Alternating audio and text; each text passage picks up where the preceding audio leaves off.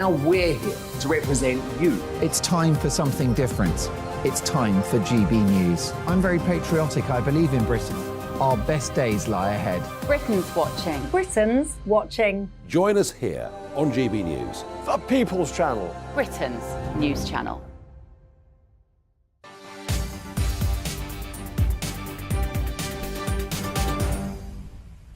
Monday to Thursday nights on GB News. At 6, it's Dubes & Co. 7 o'clock, Farage. At 8, join Jacob Rees-Mogg. And at 9, Dan Wootton Tonight, followed by headliners. On TV, radio and online. This is GB News. First and foremost, I am a GB News fan, and I was before I was working here. Just love the fact that we're asking the questions that a lot of establishment media won't ask. With a bit of a twist, we not only want to inform you, but we want to keep you entertained. It's worth the drive because you get in and the team's all ready and waiting, they're itching to go, and it's a proper little family. GB News is the People's Channel. It's the audience that makes the programme sing. We're giving our viewers and our listeners a voice. I see the thousands of your letters, tweets, emails, you name it, coming in. Britain is broken. How on earth did we get into this mess? But more importantly, how do we get out of it? The establishment had their chance. Now we're here to represent you. It's time for something different. It's time for GB News. I'm very patriotic. I believe in Britain. Our best days lie ahead. Britain's watching. Britain's watching. Join us here on GB News. The People's Channel. Britain's news channel.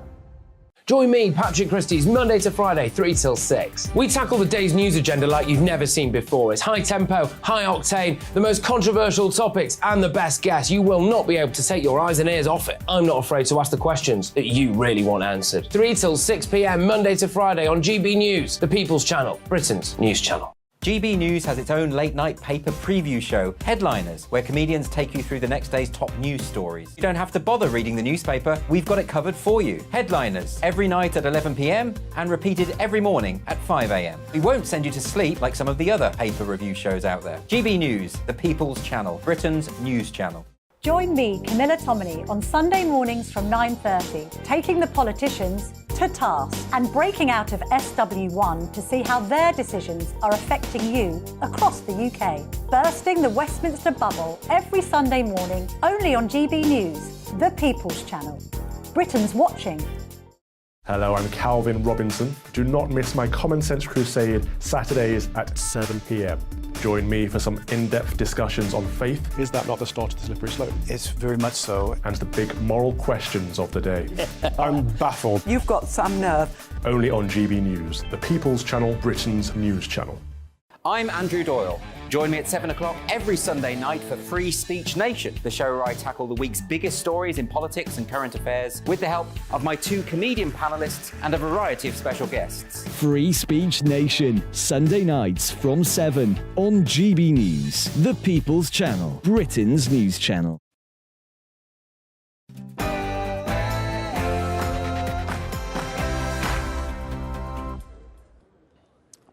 Good afternoon, everybody. Patrick Christys here for GB News, and as you can see, we are on the Mall. The flags are up, the Union flag, flags from across the Commonwealth, and of course there are people who are already starting to camp out. I've been speaking to them. We're going to hear from them throughout the course of this show. But yes, I'm going to be here all week doing GB News' build up to the coronation. And what a view, ladies and gentlemen. That is going to be your view for the next 3 hours as we talk about whether or not you'd pledge allegiance to the king. We talk to these royal fanatics who've been camping out and will be camping out until the coronation itself. And when the costs are all considered, is the coronation really worth it? I certainly think so. Strap yourselves in, people. Patrick at the Palace starts now.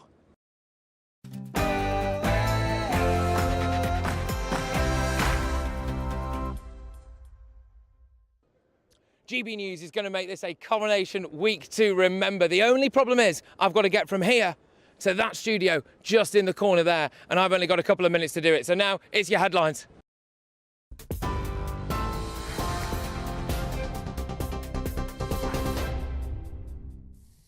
Thank you very much, Patrick. The latest from the GB newsroom.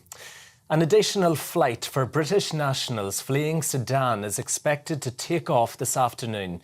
The deadline to reach the airport for those eligible for the flight passed this morning.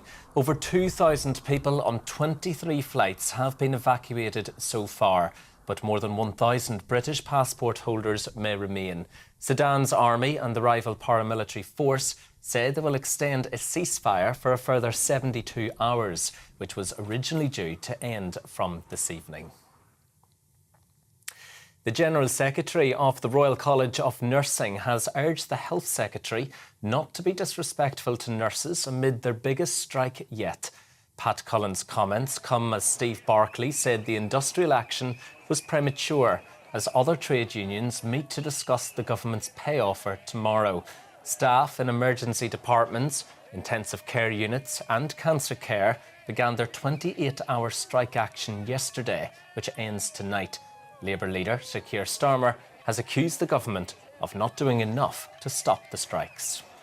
Way back before Christmas, the nurses said, if you come in and talk to us about pay, we won't go on strike. The government sat on its hands for weeks and weeks and weeks, made a bad situation worse. So everybody wants to see that resolved. I think it is important to recognise the underlying causes of this, because nurses and many others have seen, a real drop in their wages and their living standards because of the cost of living crisis, and the government's got nothing to say to them about that. So I think, responsibility here lies at the door of number 10. Meanwhile, in France, violence has erupted during the traditional May Day Labour March. This is live in the capital. You can see police clashing with protesters as riot police walk down the streets in Paris in an attempt to control the crowds. Well, earlier, bikes were set on fire. Police have also fired tear gas into the crowds. People are protesting after French President Emmanuel Macron forced through a change to pension laws, raising the age of retirement by 2 years to 64. The government argues it is needed for financial stability, but unions say the money can be found through other measures. Former US President Donald Trump has arrived in Scotland, saying it's great to be home. He landed in Aberdeen in his private jet and was met by 2 pipers, a red carpet and a 10-vehicle motorcade. He will open a second golf course at Many Estate in northeast of the country. He last visited there in 2018 when he was in office. He will then later visit his course in Dunbeg on Ireland's west coast. Tributes have been paid to a man who was stabbed to death in Cornwall. 36-year-old Michael Allen was killed and 7 others were injured from stab wounds following an incident in Bodmin yesterday morning. 2 people remain in hospital. A 24-year-old man from Bodmin has been arrested on suspicion of murder, attempted murder and causing grievous bodily harm. Labour says the government's decision to scale back housing targets could cost renters an extra £200 a year by 2030. Last year, Rishi Sunak made the target of building 300,000 homes a year in England advisory rather than mandatory. The squeeze on supply is having a knock-on effect, with analysis showing it could increase rental prices. Well, the government says it has a plan to halve inflation to help millions of people with the cost of rent. Shadow Women and Equality Secretary Annalise Dodds says the government needs to help those people who don't yet own their own homes. The level of home building looks like it's going to fall to its lowest level since the Second World War under Conservative-led governments. And that's a big problem because people are already paying 42% of their income after tax in rent on average. So Labour said we need to have a sensible approach to this. We need to be delivering those homes that people need. Rishi Sunak shouldn't have scrapped that target without anything else to go into its place. Heineken has pledged to invest £40 million into its UK operations, creating nearly 600 new jobs. The company runs around 2,400 pubs across the country. That's through its Star Pubs and Bars brand. Well, the brewing giant is expected to upgrade 570 of its venues with a focus on what it called local neighbourhood pubs. Turkey's president claims his country has killed the Islamic State leader in Syria.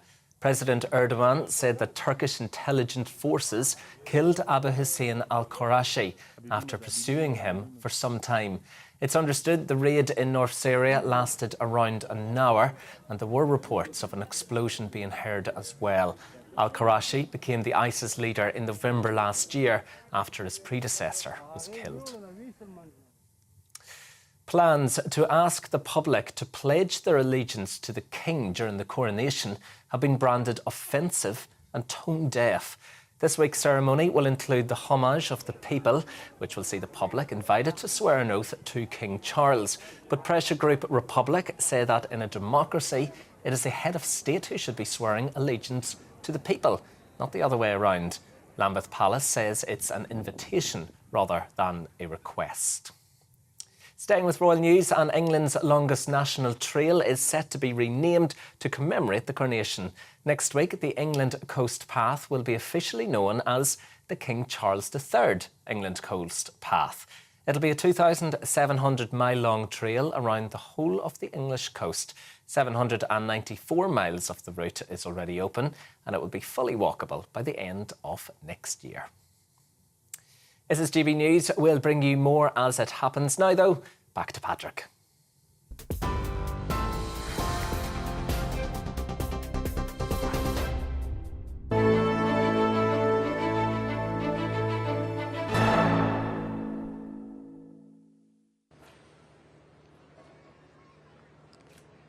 Well, a very good afternoon, everybody. It's Patrick Christies here for GB News at the Palace. It's Patrick at the Palace, and there are just 5 days to go until the coronation of King Charles. And the excitement is massively, massively building here at Buckingham Palace. Royal superfans are already lining the Mall, and they're going to get a glimpse of King Charles and Queen Camilla as they travel in procession from Buckingham Palace to Westminster Abbey. I've already spoken to some of those wonderful patriotic people, good old-fashioned royalists who are camping out, and you'll hear a little bit later on in the show what they have to say. They are a fantastic bunch, and they're going to get to know me very well over the course of the next week. But here to talk about a momentous occasion in our national history is GB News' royal reporter Cameron Walker. He joins me right now. Cameron, thank you very, very much. Now, just before we talk about what we're actually going to be getting stuck into on this show, wow. It's amazing, isn't it? Absolutely amazing. Incredible. There's a lot of people setting up here. As you said, there's lots of people camping on the Mall already, and it's a time of celebration, isn't it? But last time we were here, of course, Queen Elizabeth's funeral. Very sombre occasion. Now it's the start of a new reign. We're celebrating, and we've got a whole week of it. We have got a whole week of it, and I tell you what, even the sun just poked out a little bit earlier on, so hopefully we have much more of that. But two big ones dominating the headlines today for me, Cameron, which is the first one anyway, which I think we should talk about, is this oath of allegiance to the King. I definitely will be pledging it. I'm going to talk to Nana Acquia, our very own, very shortly on, and she's going to be telling us why she is as well. But it's caused a bit of controversy. What's it all about? Yeah, so we used to have this thing called homage of the peers, which was all the hereditary dukes and lords physically kneeling down in front of the sovereign and pledging their allegiance to him. So that has been scrapped. So Lambeth Palace have decided it's going to be a homage of the people. So those who wish to, it's not compulsory, but those who wish to can pledge their allegiance to the king, watching it on television or on a big screen or on their mobile phone or whatever. Hasn't perhaps gone down too well with certain members of society. I think perhaps it's landed badly in terms of Lambeth Palace or Buckingham Palace's perspective. This would have been a decision in consultation with the king and with the government as well. But I think from my understanding, it's only an invitation, and actually officials are treating it a bit like the national anthem, because of course you don't have to sing God Save the King if you don't want to. It's an option, and the Pledge of Allegiance is being treated just the same. Yeah, exactly. Now I'm going to be reading out to you exactly what this Pledge of Allegiance is going to be all about, so you can prepare yourself for the big moment, if indeed you do want to do it. I suspect a lot of you will. I can't help but wonder whether or not those who don't are just maybe a little bit miserable. But some other people who are a bit miserable, Cameron, are those people who've been criticising the cost of this coronation, I think. What's the big hoo-ha there? Yeah, so it's reportedly going to cost £250 million, which is quite a lot. Vast majority of that money is reportedly going on security, because a lot more security is needed than was needed in 1953 coronation. We've seen threats of protests and things like that, which is clearly a big problem for the police and security services. So that's the main thing. But if you look at the front page of the Mail this morning, and various experts are predicting the whole of this month is going to add £1 billion to the UK economy, which clearly cancels out the 250 million spent on this. It's not all to do with the coronation, I have to add. A lot of it is £350 million hospitality industry is expecting to rake in from the coronation weekend, 120 million according to the British Beer and Pub Association for drinks, and obviously pub extended opening hours. But Eurovision also this month, isn't it? And 2 extra bank holidays, so that's part of the reason why it's £1 billion. Well, exactly that. And ladies and gentlemen, let me know what you think, because those are going to be our kind of 2 big royal topics for the day anyway. Will you be taking that oath of allegiance? And also, what do you make about the cost? Is it all worth it in the round? So gbviews@gbnews.uk is that email address. I do want to hear from you here. The other people, I tell you what, who are going to be doing very well are those souvenir stall owners who, you can't see any of them quite behind me now. They're the other side of that palace, but I tell you what, this is the time that they make their money back, isn't it? So we'll be talking about all of those. I've been chatting away to some absolute super fans. These characters are wonderful. One of them shares the same name as me. He's called Patrick. He's come all the way from Northern Ireland, and they're already camping out there. They're going to be here for the whole time. So we'll hear from those people shortly. But I'm going to return now to this issue of the oath. I can't believe it's an issue. No one's going to hold a gun to your head and make you swear allegiance to the king. But apparently, anyway, some people are rather miserable about it. The public will be invited to swear an oath of allegiance to Charles during Saturday's ceremony. Will you be taking part in all of that? It is called the Homage of the People, which no doubt I have fabulously mispronounced. And it's fair to say that it's not gone down that well with everyone. One pressure group who desperately want the monarchy to be abolished, so I think we know where they stand on it. They say it's offensive and it's tone deaf, but in this day and age, it's not hard to offend anyone, is it really? I am joined now by somebody who is definitely not easily offended and is all the better for it. It's GB News' presenter, Nana Aquare. Nana, I hope you're well. There we go. Now, there might be a very slight delay from you and I here at the Palace, so I'm just going to throw it straight over to you. Why will you be pledging your allegiance, and why do you think people are just whinging about it?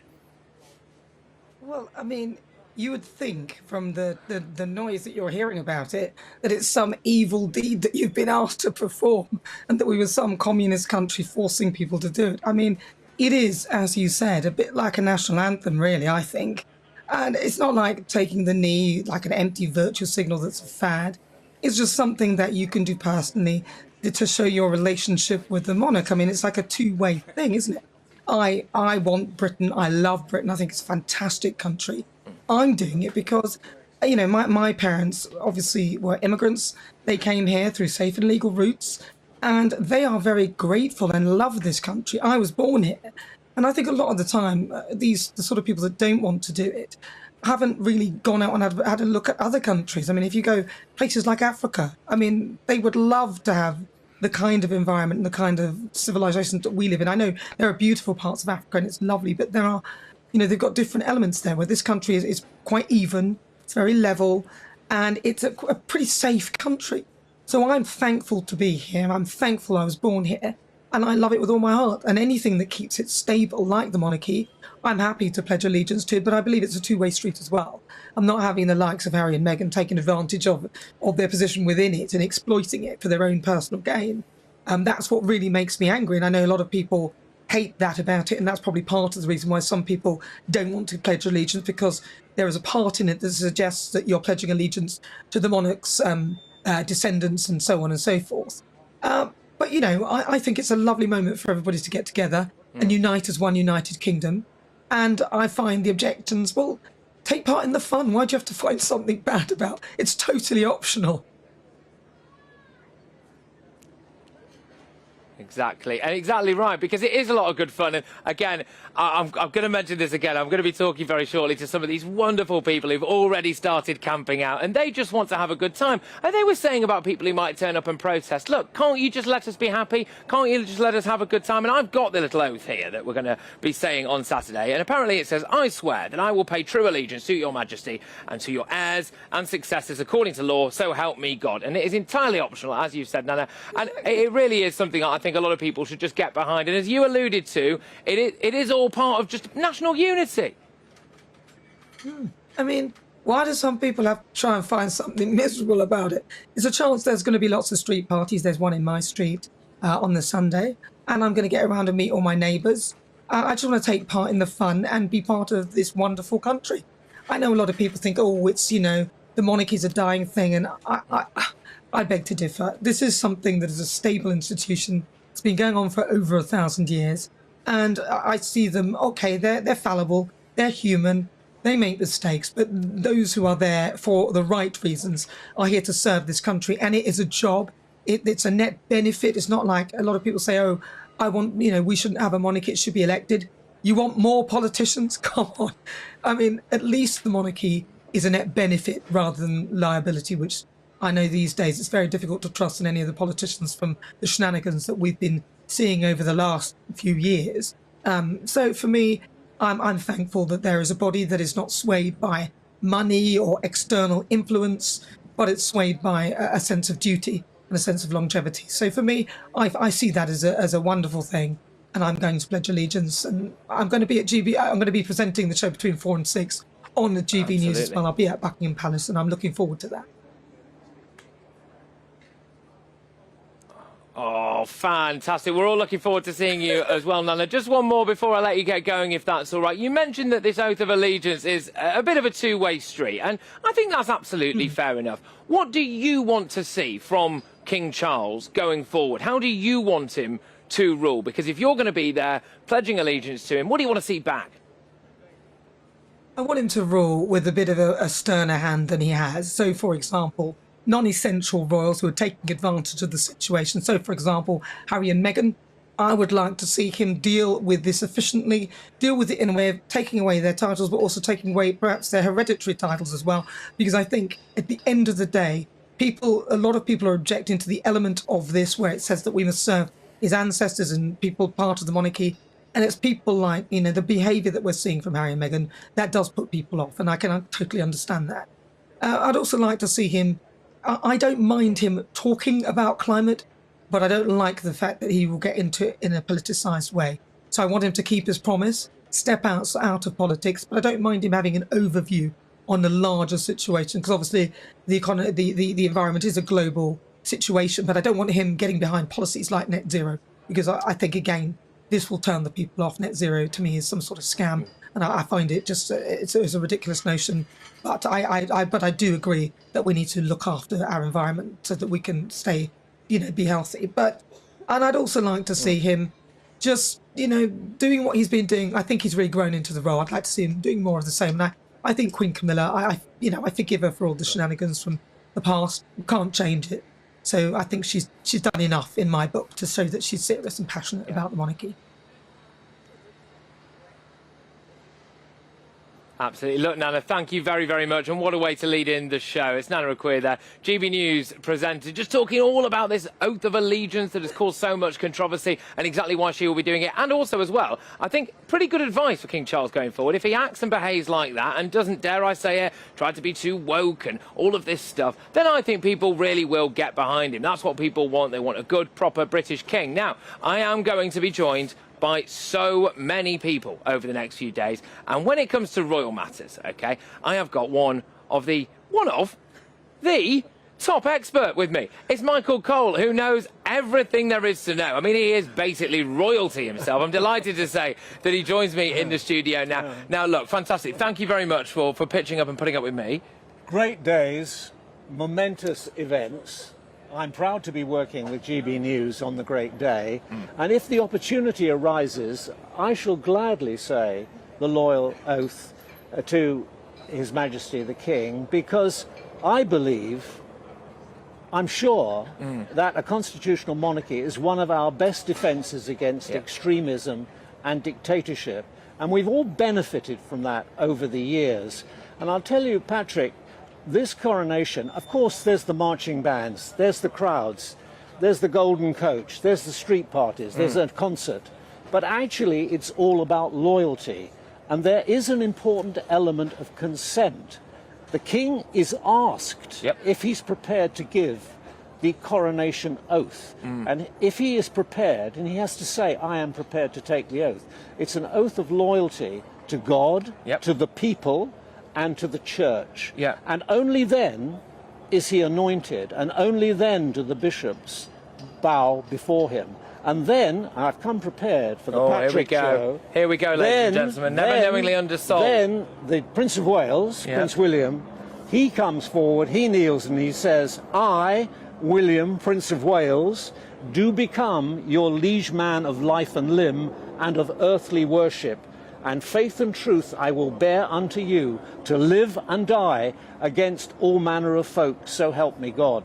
Now this comes from an age when a coronation was literally a matter of life and death. He had to know, the new king, that he was accepted, and he had to know where his friends were, and he also had to know where his enemies were. So of course there's pomp and circumstance, of course there's flummery, but it has, and it's rooted in real tradition that goes back more than 1,000 years. It goes back to King Solomon being anointed by Zadok the priest, and that's why that is an important piece of music during the coronation. Yeah, absolutely, and I think a lot of people maybe misunderstand that oath that you've just really perfectly explained for us there. People see it as a bit of a one-way street, don't they? They see it as us pledging allegiance to our king, and maybe they think that he's just some rich bloke who lives in this massive house behind us here and he's got loads of other houses, but actually a big part of it is about the service and dedication that he will be giving to us, isn't it? When he gets the orb representing the world in his hand, which is power, and he gets the sceptre of justice, these are not baubles, these are gifts not given for his own glory, but to exercise for the people, for the good, and to serve God, essentially. It is all about service, and it's interesting that King Charles has altered things, because coronation services have altered over the centuries, and he's brought this in, that it starts with service. And this business about the oath, which is of course completely misunderstood by critics, is actually, it has his fingerprints all over it, because he wants it to be inclusive. He wants the people who've come here to feel that they are part of the nation. Now look, I was 10 years old at the last coronation. I was 10. Is this the bit where I'm supposed to go, no, surely you shouldn't, but you can't have been born? No. The point about it is, in that country, 99% of the population were white. Now we have a very diverse, culturally different country. This city that we're sitting in now is one of the finest examples of an integrated society you'll find anywhere in the world. And I think it's not yesterday's idea. Throughout his life, as Prince Charles, Prince of Wales, we saw Prince Charles going to mosques, going to temples, going to ashrams. He wants everybody to feel involved. He is trying to make it inclusive, and actually that is something we're going to be talking about over the course of this week as I join you from Buckingham Palace, 3 till 6 p.m. every single day this week for GB News. We build up to this coronation, the diversity of the ceremony. That's caused controversy in itself as well. But I tell you one thing, though, there's a group of people over there that you're going to be hearing from very shortly who are so dedicated to this. They've been camping out. They're going to be sick of me by the end of the week, so I'll be checking in on them all the time. But look, talking of the celebrations here and how magnificent everything is and how regal everything is as we build up to the coronation, the same can't be said for Paris, unfortunately, and you hate to see it. And I'm going to take you over to Paris quickly now, because apparently tensions are boiling over as police are clashing with protesters. Those are live scenes from Paris. I mean, the contrast between where I'm sitting and what you can see there. Yet again, this is over not just pension reforms, but it's also about a perceived globalist agenda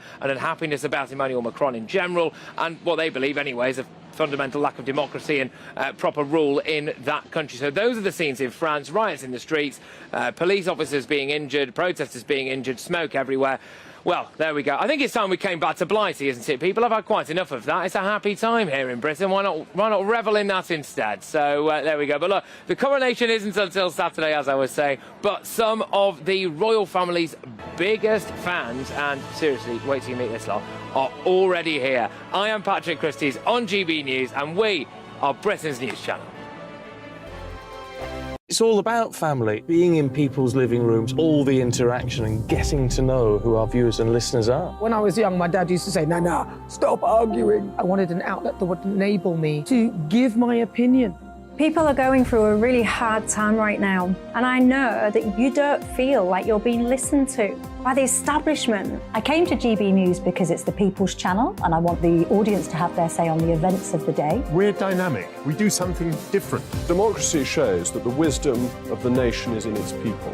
I get to travel to find out what the story is from a personal perspective. The British people aren't fools. We know when we're not being told the full story. We've got to work out how Britain moves forward from this. It's the best country in the world. The establishment had their chance. Now we're here to represent your views. Britain's watching. Britain's watching. Britain's watching. We're proud to be GB News. The People's Channel. Britain's news channel. So Dubes and Co, we tackle the issues of the day with real robust debate, both sides of the fence, battling it out with me in the middle with my forthright opinions and views. And often really interesting things happen because you start with a position and then by the end of the debate you find actually, well, I might not have thought about that one. What we need in this country is 2 new political parties. You should maybe think about doing a 2024 calendar. I'm Michelle Dewberry and I'm keeping you company right through until 7 o'clock this evening. GB News, the People's Channel, Britain's watching. Start the day with GB News. We catch up on all the big stories you didn't hear the night before. And take a look at what the world's talking about this morning. That's right, Monday to Thursdays from 6 o'clock. It's Breakfast with Eamon and Isabel. Straight after breakfast, join us, Bev Turner and Andrew Pearce. We're going to take you through till noon. We'll be tackling the big topics of the day, including the things that the other channels just won't talk about. If it's happening here. Wake up to mornings on GB News, the People's Channel. Britain's news channel. I'm Simon Evans. Join me on GB News for Headliners at 11 p.m. What's the scoop? I'll be joined by 2 of the country's top comedians. That's right. As we take a look at tomorrow's newspapers tonight. We're going to get into trouble. If it's a big story, we'll be covering it. Spill some tea on him. There we go. But we'll also have some fun. I wouldn't stick up a bank. My father didn't love me. So anyway. Headliners every night from 11 on GB News, the People's Channel, Britain's news channel. Saturday nights on GB News. From 6 p.m, I'll give you my unique take on the world today. Then at 7, it's me, Calvin Robinson, with my Common Sense Crusade. New to GB News is the Saturday 5. 5 times the opinion. Join us every Saturday from 8 p.m. as we debate the week's stories. With us 4, plus a special guest. And at 9, of course, it's Mark Dolan Tonight. Saturday nights on GB News, the People's Channel, Britain's news channel.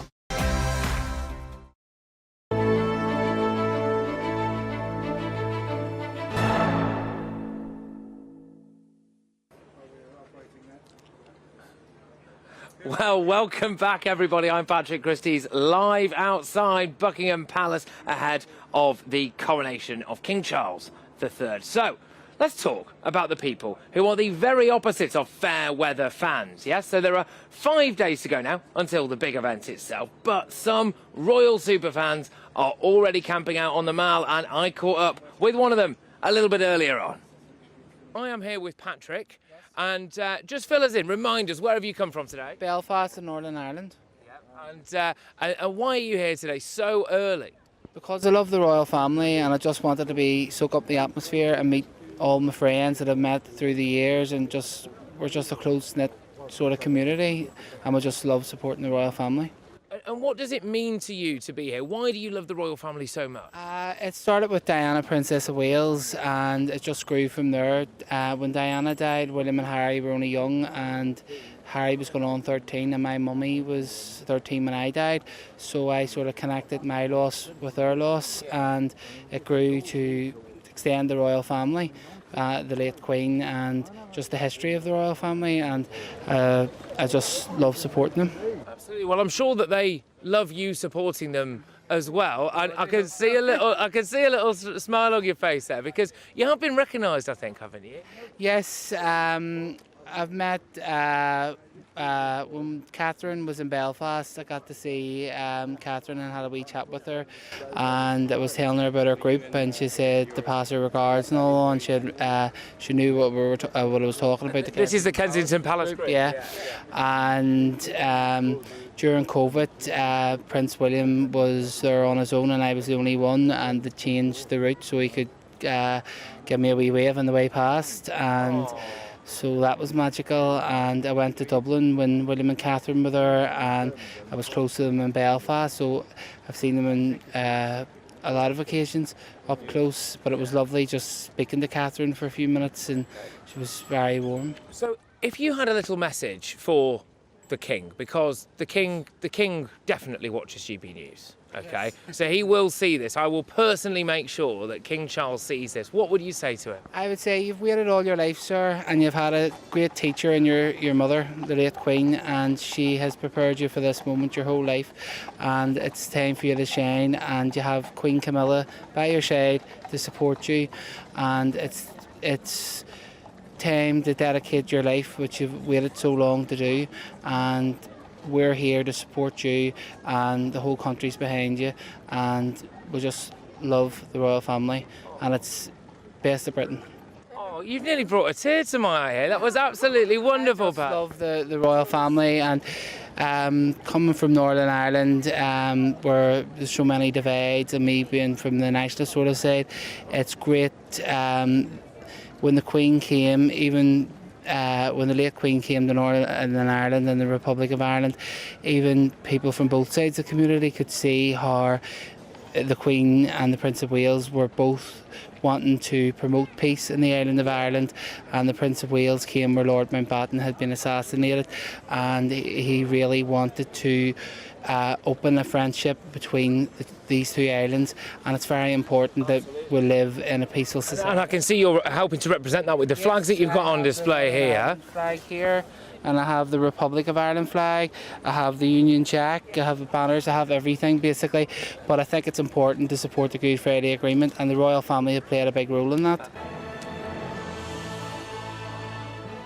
Yeah, well, you hear loads more from the other Patrick at the Palace throughout the course of this show. And indeed, as well, another lady who's sat next to him, you might have just caught a glimpse of there, called Marie. And Marie was very kind enough to let me have a look in all of the camping gear that they've got. So we'll be returning to those wonderful, true British royalists later on in the show, and we'll see what the extent to which they're going to in order to have to camp out here for 5 days. But they really don't care. But anyway, coming up, we'll have lots ahead of the coronation later on in the show. But there's lots more, as you can see on your screens right there. Now we're going to be talking about some nurses who've gone on strike, and these include intensive care nurses and cancer nurses as well. Is that immoral, or do you back it? And as well, I will discuss plans to stop convicted terrorists from delivering sermons to other inmates in prison. So there we go. I can't believe they're ever allowed to do that, but that apparently is modern Britain. Right now, though, headlines with Rory.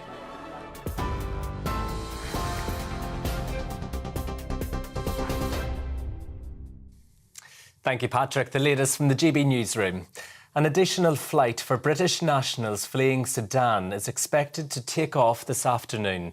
The deadline to reach the airport for those eligible for the flight passed this morning. Over 2,000 people on 23 flights have been evacuated so far, but more than 1,000 British passport holders may remain. Sudan's army and the rival paramilitary force said they will extend a ceasefire for a further 72 hours, which was originally due to end from this evening. The General Secretary of the Royal College of Nursing has urged the Health Secretary not to be disrespectful to nurses amid their biggest strike to date.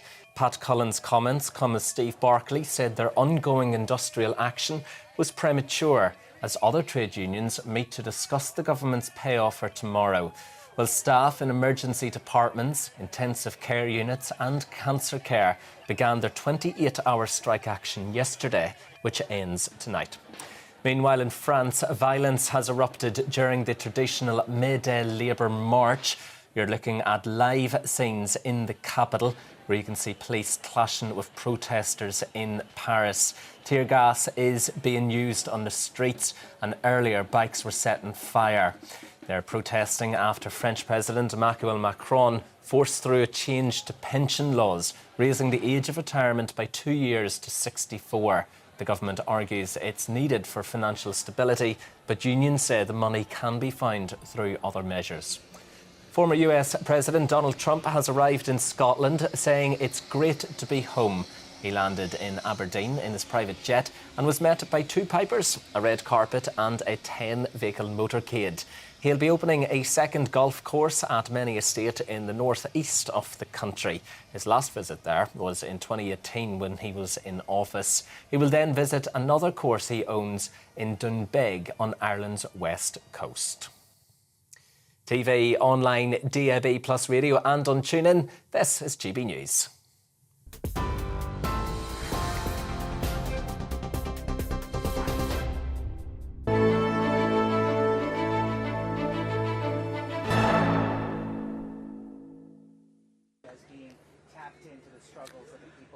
Wonderful afternoon, everybody. It's Patrick Christies here at Buckingham Palace. What a time for a fantastic show. But look, don't forget, we'll have lots more ahead of this coronation from right here at Buckingham Palace, all the way through until 6 p.m. But it couldn't just be royal stuff, could it? I want to talk about some of today's other big stories. And for the first time, nursing staff from emergency departments such as intensive care and also cancer care have gone on strike. Thousands of striking workers from the Royal College of Nursing held a big rally and a big march in central London today. Other trade unions are also meeting tomorrow to discuss the government's pay offer. And Health Secretary Steve Barclay said ongoing industrial action by the Royal College of Nursing was premature and disrespectful. But I wanted to know what you all think at home. GBViews at gbnews.uk. My sense is that potentially the public opinion is turning against the nurses that are out on strike now. We've seen huge swathes of them accept a pay offer. And when it comes down to things like intensive care wards and cancer treatment, those absolutely, utterly vital elements of our nursing sector, is it absolutely immoral that people, nurses, go on strike? I'm joined now by Julia Taylor, who is a psychiatric nurse. Julia, thank you very much for joining me. I'm just going to ask straight away, it doesn't look to me like you're on strike. Why not? You might not think I'm on strike. It's a bank holiday, and I don't normally work on a bank holiday because I'm a community nurse. But I would be on strike. And I said, remember at the very beginning I spoke to you, Pat, and I said to you, listen, I'm not going on strike because well, we do look greedy, sadly, and it does look immoral. It's quite difficult, to be fair, and the intensive care nurses, but if all on strike. All right. I'm just going to cut in, Julia, I'm afraid. I'm really sorry about this, but unfortunately you're cutting in and out, and I want to do what you have to say justice. So if it's all right, what I'll do is I'll come away and then I'll come back to you. But let me know what you all think at home when it comes to all of that stuff. I think initially the polls said that there was around 80-odd% support for nurses going on strike. Then there was a pay offer put on the table of around the 5% mark, plus if you want to call it a cash offer, a backdated payment, you could say, for the year that's gone before it, of somewhere in the region of around £1,600. And then a lot of nurses accepted that offer, and a lot of other NHS staff did as well. But then since then, what we've seen is something that, if I remember rightly, we were promised would not be happening at the start. People in intensive care units, people delivering much needed cancer care, wouldn't go on strike. Well, now they are. And does that change your opinion? I wonder whether or not the tide will turn, actually. And it's horrible to say, isn't it? Because these people do so much good and save so many people's lives. But can they maybe be wrong on this issue? Can they maybe be morally wrong on this issue? Julia, I believe that I can bring you back in now. Now, you are a psychiatric nurse. I'm going to just get straight to it, Julia. How would you respond to people who say that if you walk out of an intensive care unit, you are actually behaving immorally? And in fact, maybe it's borderline evil. It does look immoral, I'll be honest, it does look immoral. However, quite often they work short on those kind of units, and they're actually not just risking the patients, they're risking their PIN, their own PIN to work as a nurse. You have to have a PIN number, and you quite easily could lose that PIN if you do something wrong. And when you're stressed, and when there's not enough staff, it's quite difficult, and it's very, very stressful. But when there's a full amount of staff, it's much better. So, in actual fact, every single day that nurses are at work, they're quite often putting their PIN at risk. And that's quite a frightening thing when you think about it. We've got to train for 3 years. And it's not... Yeah. I do wonder, Julie, I'm just gonna come in there because I understand that from a purely financial perspective that nurses will be putting some of their own pay at risk with a hope, clearly, of getting better pay going forward. But in the short term, if you're a patient who's, say, just suffered from a heart attack, or you're someone who's just suffered some kind of catastrophic brain injury, and you are in intensive care, and you will not be able to get the standard of nursing care that you, frankly, as a taxpayer, may well expect in this country, then I think you've got a right to be angry. And I wonder whether or not there's a risk really here of the nurses turning the public against them. Well, of course they've got a right to be angry. I would be angry if I went into hospital and couldn't get treatment that I needed. But that will probably happen on a daily basis anyway. It doesn't matter whether we're on strike or not, to be fair. We're trying to get the message out there. It's not just about pay. The 5% great, the bonus fabulous, But how's that going to address recruitment and retention? It's not happening. And if we don't get more nurses into the profession, that we're going to lose nurses in the NHS altogether.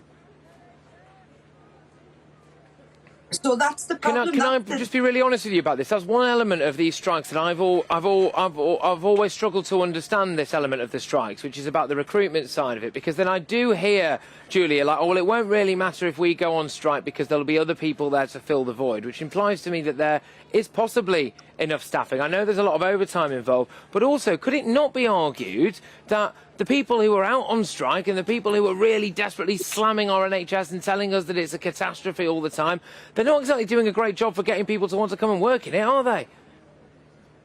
Well, no, but what else is there, though? I mean, what else can we do apart from try and educate people and let people know there's not enough nurses? There's 50,000 nurses short. That's the problem. And there's nothing getting done to try and encourage people to stay in the nursing profession. Or I want, more than anything, more than any pay rise, to be fair, personally, I just want them to do something about the recruitment and retention so there'd be more nurses.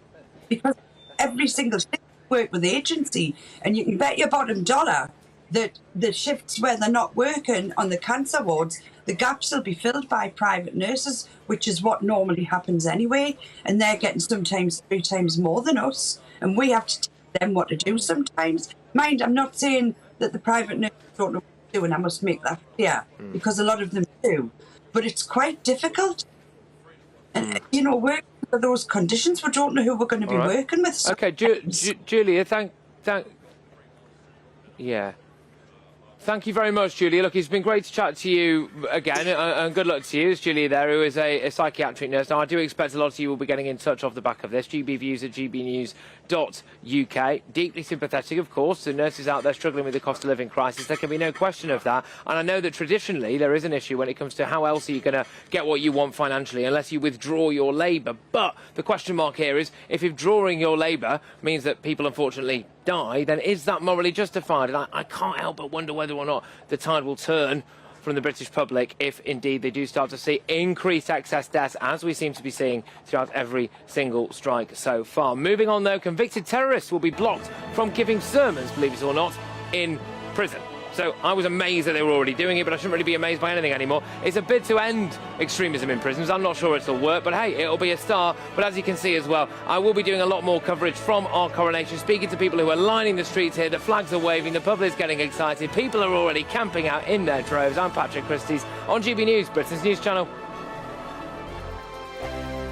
I joined GB News because I was sick and tired of not hearing my views being represented, not just mine, but so many people that I knew and spoke to. I just couldn't get my voice out there. I couldn't say anything. I couldn't do anything. Whatever the narrative was, I kind of had to follow it. GB News is there to provide a voice for those who have been ignored by the establishment media. We think different things, we've got a different style. GB News is here to be optimistic and positive about the future. It's real kind of dynamic and flowing, with the audience very much at the heart of it, like a big family. Here at GB News, we talk about the things that matter to you. Hearing the voices from right across our towns and cities, especially our towns. All sides of the argument represented with a heavy dose of opinion. We're on a mission here to make a difference. And the GB News family really is here for you, and whatever time of day you can watch or listen. Britain's watching. Britain's watching. We're proud to be GB News, The People's Channel. Britain's news channel. Westminster is going around in ever-decreasing circles, followed by the media. Britain is broken. How on earth did we get into this mess? But more importantly, how do we get out of it? Join me at 7 p.m, Mondays to Thursdays on Farage, here on GB News. We will have open, rational debate. We've got to work out how Britain moves forward from this. Join us here on GB News, the People's Channel. Britain is watching. You've probably seen politicians interviewed 1,000 times, but we do it differently. We find out who they really are, we don't shout, we chat, and hopefully we bring a bit of light, not just heat. Did you know Kate Moss? Apparently. Do you have a pair of jeans or a pair of jeans? No, of course I don't. What would I do with them? My friends are like, oh my God, what's she doing now? Join me every Sunday at 6 for Gloria Meets, only on GB News, the People's Channel, Britain's news channel. I'm Jacob Rees-Mogg, the Member of Parliament for North East Somerset and a former government minister. For years, I have walked the corridors of power in both Westminster and the City of London. We need to have the arguments, the discussions on how we make it better. Crop failures, famine, war, suffering on a scale completely unimaginable. We are putting the cart before the horse. As Charles I said at the scaffold, he was the true defender of liberty. Yeah, I've completely derailed the conversation. Join me Monday to Thursday at 8 p.m. on GB News, Britain's news channel. New to GB News is the Saturday 5. Join us every Saturday from 8 p.m. as we debate the week's stories. Right, folks, that was a spicy one, wasn't it? With us four, plus a special guest. Sometimes she has to stick her foot in it. Sometimes she has to say things as they are. Sometimes I think we should keep the refugees and send the pensioners to Rwanda. Then we'd be in a much better state. Well, Benjamin, that is... The Saturday 5. Saturday nights from 8. Only on GB News, the People's Channel. Britain's news channel.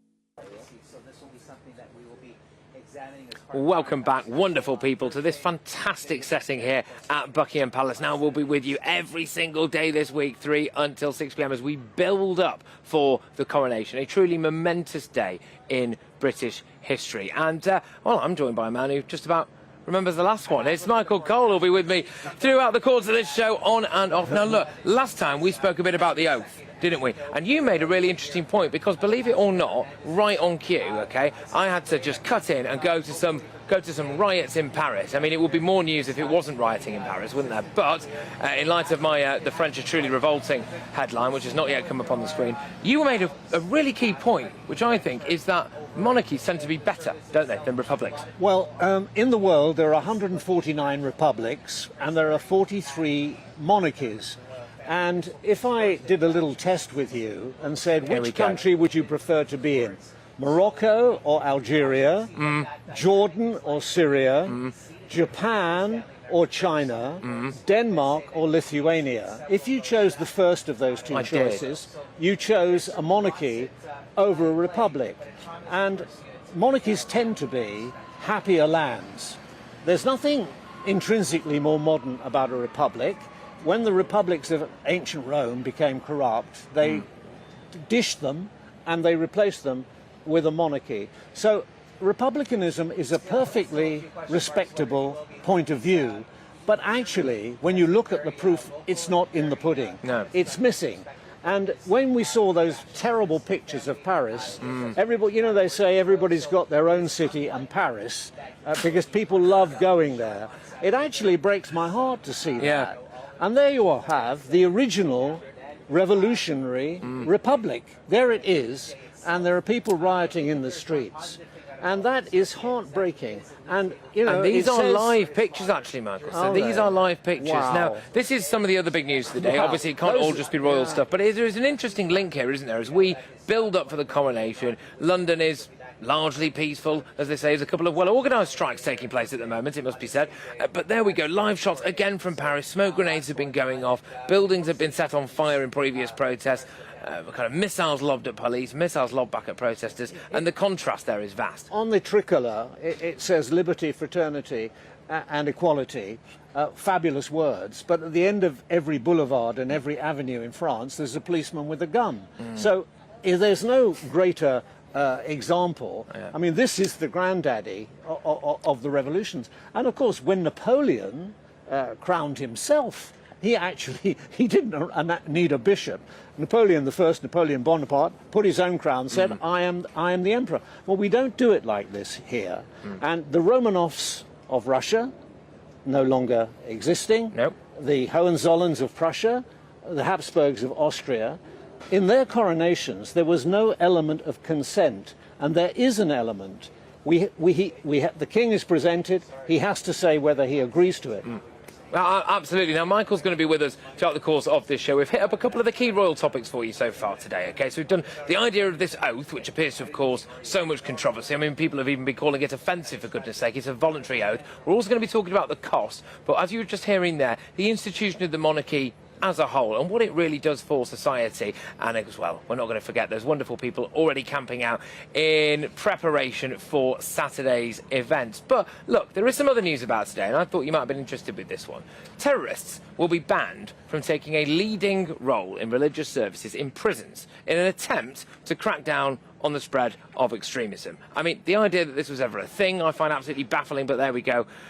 This is the world we live in. Now, the news comes a week after a report revealed that some prisoners are being threatened with violence if they don't convert to Islam. So joining me now is Wazik, who's an expert on extremism. Now, Wazik, can you actually get your head around the idea that known terrorists were delivering religious ceremonies in prisons? I mean, are we just treating prisons as some kind of jihadi training ground?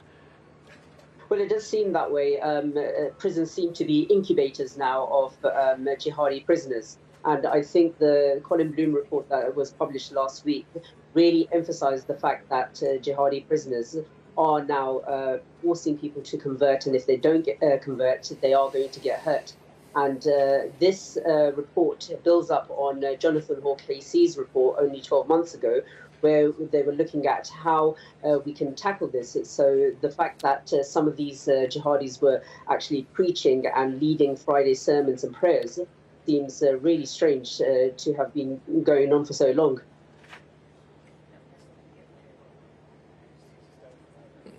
And now clearly something is finally going to be done about it. But why did it ever come to this, Wazik? Was it fear of causing offence? I think there was certainly an element of a fear of offence.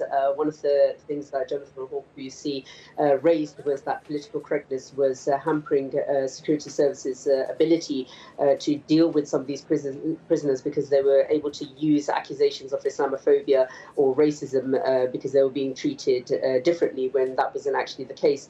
And in fact, now that these draft of measures that are being introduced by the government are actually tackling this, because it's not just Islamist prisoners who are at the who are being targeted here. It's all extremist prisoners with a religious element who are being targeted. Wazik, I've got to ask, you know, is it almost become cool in prison to be a radical Islamist? Is it like part of being a gang? Yeah, I think there is certainly a degree of that there, because a lot of these jihadi prisoners, what they need to be able to do is to recruit people, and the only way that they can recruit is to generate a good level of status for them. And in order to do that, they need to be the big man in these prisons. So they will be attacking other prisoners. They will be gathering support from other inmates, and they are charismatic prisoners, and they need to be able to be looked up to by a potential pool of recruits in order to continue their jihadist aims, even though they're no longer in public and now that they're in prison. I think one of the really important things to point out is that the first terrorist attack to take place in a prison was as a result of Islamist extremists. So we are dealing with a very, very serious threat here. No, indeed. And I think I've just about got time for one more with you, Wazik, if that's right. We've identified the problems, OK? Let's now try to come up with a couple of solutions on all of this. So what is the solution? Look, non-stop, relentless solitary confinement might seem like a good thing for people, but let's be honest, we haven't really got the room for all of that stuff. And actually maybe might make it even worse. Please don't tell me that it's just got to be some kind of therapy, because we've seen people game that system. Fishmongers Hall, for example. How do we solve a problem like this? Well, I think it's going to be it's going to take some time, and it's going to be different for different prisoners. But I think what we're doing, or at least what the government is doing to tackle this, is good. So we've got our separation centres, we've got other measures where books are being banned, at least with extremist content. You know, a lot of these prisoners aren't going to be able to lead some of these prayers. So there are a number of things that we're going to need to do, and it's going to take some time, but I think we will get there. This is all very new for us as a country to deal with. So we are making headway.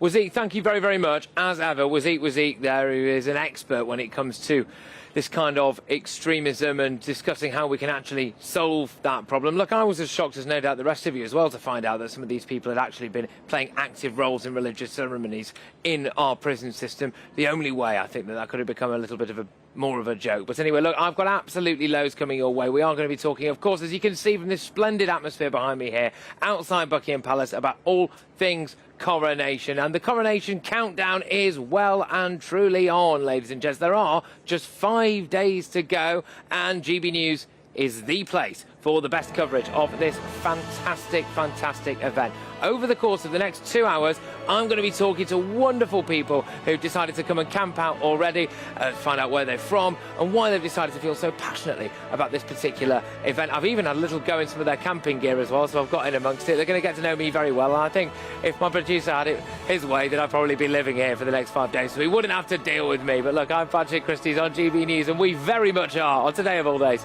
Britain's news channel. Westminster is going around in ever-decreasing circles, followed by the media. Britain is broken. How on earth did we get into this mess? Monday to Thursday nights on GB News. At 6, it's Dubes & Co. 7 o'clock, Farage. At 8, join Jacob Rees-Mogg. And at 9, Dan Wootton Tonight, followed by Headliners. On TV, radio and online. This is GB News.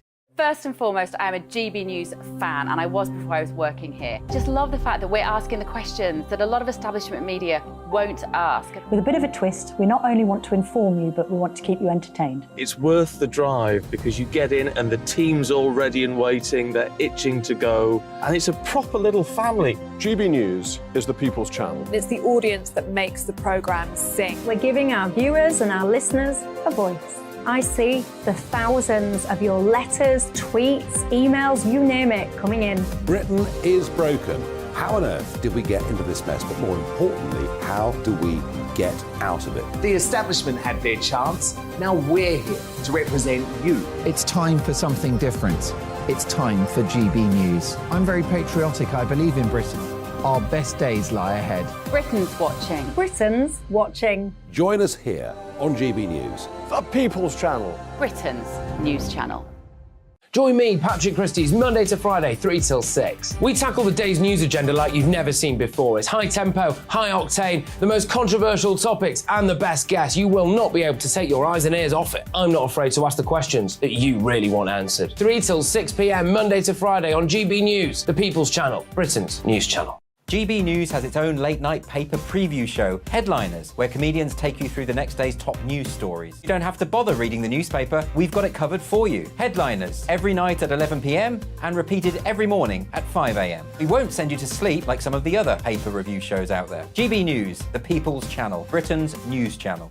Join me, Camilla Tominey, on Sunday mornings from 9:30, taking the politicians to task and breaking out of SW1 to see how their decisions are affecting you across the UK. Bursting the Westminster bubble every Sunday morning, only on GB News, the People's Channel. Britain's watching. Hello, I'm Calvin Robinson. Do not miss my Common Sense Crusade Saturdays at 7 p.m. Join me for some in-depth discussions on faith. Is that not the start of the slippery slope? It's very much so. And the big moral questions of the day. I'm baffled. You've got some nerve. Only on GB News, the People's Channel, Britain's news channel. I'm Andrew Doyle. Join me at 7 o'clock every Sunday night for Free Speech Nation, the show where I tackle the week's biggest stories in politics and current affairs with the help of my 2 comedian panellists and a variety of special guests. Free Speech Nation, Sunday nights from 7 on GB News, the People's Channel, Britain's news channel.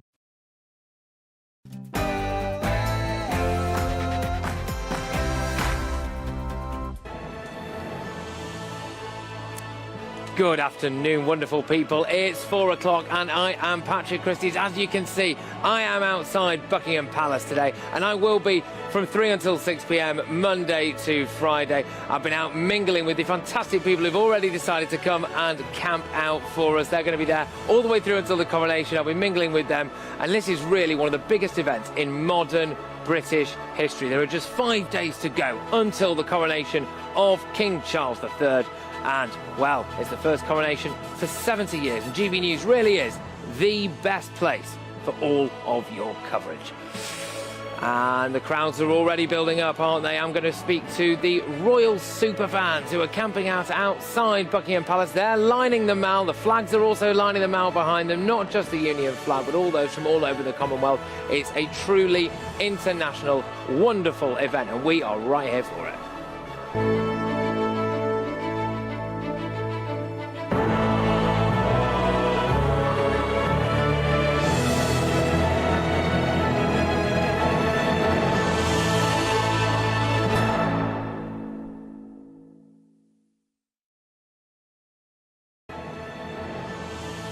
Yes, well, right here at GB News, outside Buckingham Palace, we're going to be camped here, and we are not moving until the coronation has gone. So we're going to take you on all of the twists and turns of this wonderful national journey, so make sure you keep yourselves locked in. I've got loads of great topics coming for you today on this issue. Is the coronation actually worth it? I think you know where I stand on that, don't you? Apparently, it's going to generate around £1 billion for our economy. We're also going to be talking about what that oath of allegiance really means, and we might even have a little bit of breaking news for you as well as to who may or may not be attending. But right now, I'm going to whiz you back over to Paddington with Polly Middlehurst for your headlines.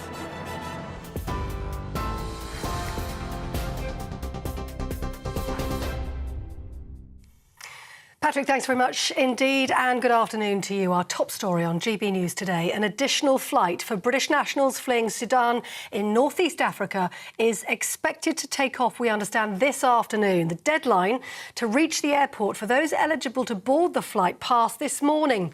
Over 2,000 people on board 23 flights have so far been evacuated from the country, but more than 1,000 British passport holders may remain. Sudan's army and the rival paramilitary force say they'll extend a ceasefire for a further 72 hours, which was originally due to end this evening. Here, the General Secretary of the Royal College of Nursing has urged the Health Secretary not to be disrespectful to nurses amid their biggest strike yet. Pat Cullen's comments come as Steve Barclay said the industrial action was premature as other trade unions meet to discuss the government's pay offers tomorrow. Staff in emergency departments, intensive care units and cancer care began their 28-hour strike action yesterday. It ends tonight. The Labour leader, Sir Keir Starmer, has accused the government of not doing enough to stop the strikes. Way back before Christmas, the nurses said, if you come in and talk to us about pay, we won't go on strike. The government sat on its hands for weeks and weeks and weeks, made a bad situation worse. So everybody wants to see that resolved. I think it is important to recognise the underlying causes of this, because nurses and many others have seen, a real drop in their wages and their living standards because of the cost of living crisis, and the government's got nothing to say to them about that. So I think, responsibility here lies at the door of number 10. Well, in news away from home, let's bring you the very latest pictures that we have. If you're watching on television, of course, that is in France. Violence has erupted there during the traditional May Day Labour March. Let's show you the scene live in the capital now. You can see the police with water cannon in the distance, using them against protesters in an effort to clear, one assumes, those crowds which have gathered. Bikes have been set on fire as well in Paris today, and police have been firing tear gas into some sections of the crowds. These protesters are having their say after the French President Emmanuel Macron forced through a change to pension laws, raising the age of retirement by 2 years to 64. The government is still arguing it's needed for financial stability for the country, but unions say the money could have been found other ways. Former US President Donald Trump has arrived in Scotland, saying it's great to be home. He landed in Aberdeen on his private jet and was met by 2 pipers, a red carpet and a 10-vehicle motorcade. He'll open a second golf course at Meany Estate in the northeast of the country. He last visited there in 2018 when he was in office. He'll later visit his course in Doonbeg on Ireland's west coast. Now, tributes have been paid to a man who was stabbed to death in Cornwall. 36-year-old Michael Allen was killed and 7 others were injured with stab wounds following an incident in Bodmin yesterday morning. 2 people remain in hospital and a 24-year-old man from Bodmin has been arrested on suspicion of murder, attempted murder and causing grievous bodily harm. Labour says the government's decision to scale back housing targets could cost renters an extra £200 a year by 2030. Last year, Rishi Sunak made the target of building 300,000 homes a year in England advisory rather than mandatory. The squeeze on supply is having a knock-on effect, with analysis showing it could increase rental prices. The government says it has a plan now to halve inflation and help millions of people with the cost of rent. Shadow Women and Equalities Secretary Annalise Dodd says the government needs to help those who don't own their own homes. The level of home building looks like it's going to fall to its lowest level since the Second World War under Conservative-led governments. And that's a big problem because people are already paying 42% of their income after tax in rent on average. So Labour said we need to have a sensible approach to this. We need to be delivering those homes that people need. Rishi Sunak shouldn't have scrapped that target without anything else to go into its place. International drinks company Heineken has pledged to invest £40 million into its UK operations, creating nearly 600 jobs. The company runs around 2,500 pubs across the country through its Star Pubs and Bars brand. The brewing giant's expected to upgrade 570 of its venues with a focus on what it calls local neighbourhood-style pubs. International news, and Turkey's president claims his country has killed the Islamic State leader in Syria. President Erdogan said that Turkish intelligence forces killed Abu Hussein al-Qureshi after pursuing him for some time. It's understood the raid in North Syria lasted an hour and there were reports of an explosion. Al-Qureshi has become the ISIS leader in November last year after his predecessor was also killed. Now, plans to ask the public to pledge their allegiance to His Majesty the King during the coronation have been branded offensive and tone-deaf. This week's ceremony will include the homage of the people, which will see the public invited to swear an oath to King Charles. But pressure group Republic say that in a democracy, it is the head of state who should be swearing allegiance to the people, not the other way around. Lambeth Palace says it's an invitation rather than anything else. England's longest national trail is set to be renamed to commemorate His Majesty's coronation next week. The England Coast Path will be officially known as the King Charles III England Coast Path. It'll be a 2,700-mile-long trail around the whole of the English coastline. 794 miles of the route is already open and it will be fully walkable by the end of next year. You're with GB News, more news as it happens.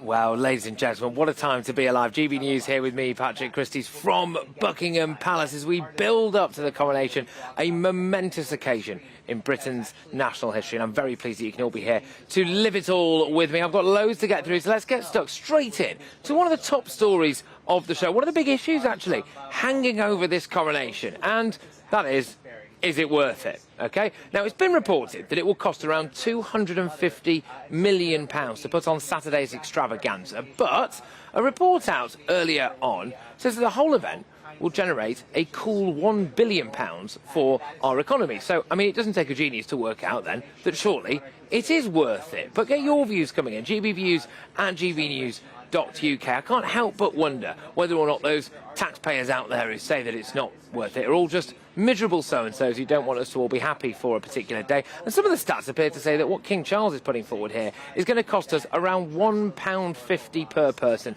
I will happily pay £1.50 of my own hard-earned or not so hard-earned cash, depending on the way that I turn up for work every now and again, to have a momentous day like the coronation. Well, to debate all of this, I am joined by former royal correspondents at The Sun. We've got Charlie Ray, and I've also, I believe, got former government minister Norman Baker.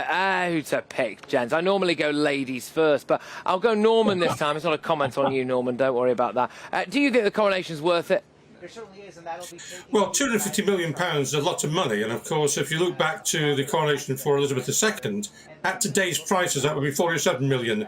So it's 5 times the cost of what Queen Elizabeth had. And this is the time when King Charles said he wanted to have a slimmed-down monarchy and a slimmed-down coronation. So it doesn't appear to be happening that way. As regards the 1 billion figure that you quoted, Patrick, of course, we don't know that definitely. That's an estimate. We're much firmer on the cost of it rather than the benefits to it. And of course, there'll be some people coming into the capital, and there'll be a tourist value from that. But equally, there's a day's productivity loss. So it's difficult to work out exactly what that will be. I know that London's not full, and to my surprise, I've got a hotel room in London tomorrow night for £43, so there's still plenty of rooms around. This will all be part of that special. We, of course, will be examining. Yeah, fantastic. I'm sure GB News got you a good deal on that one for the output that you'll be delivering to us. But, Charlie, I'll throw it your way. Is Norman being miserable? Well, Norman's entitled to be miserable if he wants. He's a Republican, and he's not going to be overjoyed with the coronation. In any case, I mean, he says we don't know exactly about this 1 billion. Well, to me, on the other side, we don't know exactly the full cost of what it is going to cost for the country, this 250 million figure, because we never know what the security element of it is. I mean, I'd just like to remind Norman that at the moment it costs £1.29 per person in this country for the monarchy. This 1 billion that they're going to bring in, not just for the coronation, but also for the 2 bank holidays and the Eurovision Song Contest, and we spend an awful lot of money on the Eurovision Song Contest. I'd rather see that scrapped, to be perfectly honest, but a lot of people enjoy it. A lot of people will enjoy the coronation, and as you've just said, Patrick, people are starting to get into the mood for the coronation. They're already camping out, and this money that's going to be spent about something like 350 million. That's the estimate, and you're going to have another 300 million each bank holiday, as well as 50 million for the Eurovision Song Contest. I think it's a good deal, and it's going to already the monarchy, and Norman will probably faint at this figure, but already the monarchy bring in 1.7 billion into this country through tourism and various other sales. Yeah, absolutely. Norman, I'll throw it back to you. I've got some figures here in front of me, OK? So the UK's GDP is around £2.5 trillion a year, OK? So what King Charles is proposing on serving up for us in terms of a coronation would equate to roughly something like 0.004% of our yearly output. That's the cost it would be. But you're not just putting a price on the actual financial cost of it. Like we say, we're going to generate some money off the back of it, and it really puts Britain on the map, Norman. I mean, that's the price we're willing to pay, surely. Well, I have to come back and just point out once again that it's 5 times the cost of Elizabeth II's coronation. So we have to ask why that is, because that's, even if you're hugely in favour of the coronation, that's an odd figure to have and needs to be justified. Secondly, in terms of the, Norman, this is a big part of it. Norman, I'm just going to cut in here. I'm just going to cut in here and just say security. We live in a different world, Norman. Pardon? A different world. Sorry, there's a it's security, Norman. We live in a different world. We've got more threats. But I mean, look, I mean, of course, the security has to be paid for as a coronation. But even if you take the security out, it's going to be twice as costly as Queen Elizabeth II. And in terms of the cost of the monarchy, again, you can argue this is worthwhile or not worthwhile, depending on your point of view. But it's not simply the cost of the sovereign grant, which, by the way, is 86.3 million a year compared to 7.9 million only for the civil list in 2011, massive increase. It's also all the other benefits that are available to nobody else, like the exemption from death duties, for example.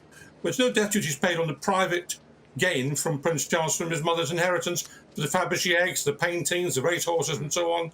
I don't know why he's exempt from that when nobody else is. So there's a whole lot of indirect benefits and indirect costs as well. And lastly, and just to pick up on the point about tourists, I mean, again, this is not to argue for or against the monarchy, but just as a matter of fact, the royal palace in Europe with the most visitors is the Palace of Versailles, and the French got rid of their monarchy in 1848. OK, all right. I mean, Charlie, I'll throw it over to you. I can see you're getting quite riled up there. I'm not riled up. No, Norman's entitled to his viewpoint. What I would point out about this £86.3 million he's talking about, the sharp rise, as Norman's just been a little bit disingenuous, because he knows full well that there was a £350 million spend over 10 years on refurbishment of Buckingham Palace, which is why it's been pushed up to 86.3 million. I still go back to the point, it's still a good deal. You're only paying £1.29, Norman, for the monarchy. And all I suggest is that if you don't like watching it, then just switch off the television on Saturday, shove your earphones in, and listen to some music that you like. It's that simple. But a lot of people will enjoy this. This is a history-making matter that we're going to be witnessing, and for a great many people won't have seen one and may not see one again. It is just going to be a fantastic occasion. And now we do these occasions very, very well. And I think this one will go off without a hitch, even with various people being a bit miserable about it. Yeah, Norman, I've been out and about speaking to some wonderful people there who've been saying, look, people like you, Norman, are just trying to make their lives miserable. And why is it that you can't be happy? I'm very happy, thank you, Patrick, and delighted to see you looking so happy as well. And I hope people do enjoy the day if they're interested in this. You don't seem it, Norman. You don't seem it. You want to tear down. You want to tear down Buckingham Palace. You don't want. You don't want the king to be giving any special privileges whatsoever. I bet you want to tear down the bunting on your neighbour's house, Norman. I think you're over-exaggerating matters grotesquely, Patrick, if I may say so. What I would say is, look, this is not about monarchy or otherwise, it's about what kind of monarchy. If you look at the other monarchies in Europe, which there's 8 or 9 other monarchies in Europe, they're all massively cheaper and massively smaller than ours. They don't actually have coronations. They gave up coronations centuries ago, literally. The last coronation in Spain was 1555. So we're the only country in Europe with a coronation. So I'll just point out to you that you can have a monarchy, but you can have one which is a lot cheaper than our one. OK, all right. Charlie, I'll get you to come back from that. OK, we've heard a lot of the facts and figures around maybe why the monarchy is a little bit of a rip-off. Why do you really think that it is proper value for money? I mean, what do we get from King Charles? And justify it to us. If the answer is that easy, then we should be able to blow Norman out of the water, shouldn't we? Because it's our history. This is all part of our history. This is the way we do things and have done things like this for centuries. It's not an expensive coronation, given that he's cut things down. It's not going to be a 5-mile route. It's only going to be 1.3 miles. The soldiers involved, the military involved, is going to be 6,000 as opposed to 43,000. When the Queen was crowned. I just think we just should enjoy this occasion. And I think the King, who's only been in the job for 6 months, is doing a half-decent job. And I think we should just let him get on with it. He's got big boots to fill, Patrick. And I think he's never going to be able to do exactly what his mother did. But he's got a good time to, be popular in the country. Let's give him a chance. Okay. All right, look, both of you, thank you very much. I have enjoyed that. And Norman, I will not let you pour cold water on this particular event, all right? But I did thoroughly enjoy your points. Great stuff. Lads, right, Charlie Rayner and Norman Baker. OK. I just wonder when it comes to people like Norman, he's got a partner there who goes, should we go to the Caribbean this year? Should we go to the Caribbean? Then he does a cost-effective breakdown of why they should just go to that same little village in Mallorca that they've gone to for the last 20-odd years. Anyway, I'm joined by Michael Cole now, who's with me. And I want to ask you, you are royalty yourself, of course, so you're royalty yourself. I want to ask you whether or not you think that there should really even be a conversation about the cost of the coronation itself. Isn't this why we have a thriving economy, so we can splash the cash on a wonderful occasion? Mr. Christie, call whatever you like, we call worse. I know Charles and I know Norman. I like them both. I respect them both. But if this is going to be reduced to a matter of pounds and pence, let's look at the real figures. The cost of the real cost of the coronation is 100 million. Okay. If that's going to bring in revenue amounting to 1 billion, that's a profit of 900 million. Yep. Now, even on a good day, Goldman Sachs doesn't make a profit of 90%. Let me just tell you that. So where we get to 250 million is from the dreaded security costs. Okay, now 7,000 troops are going to be marching and flying overhead.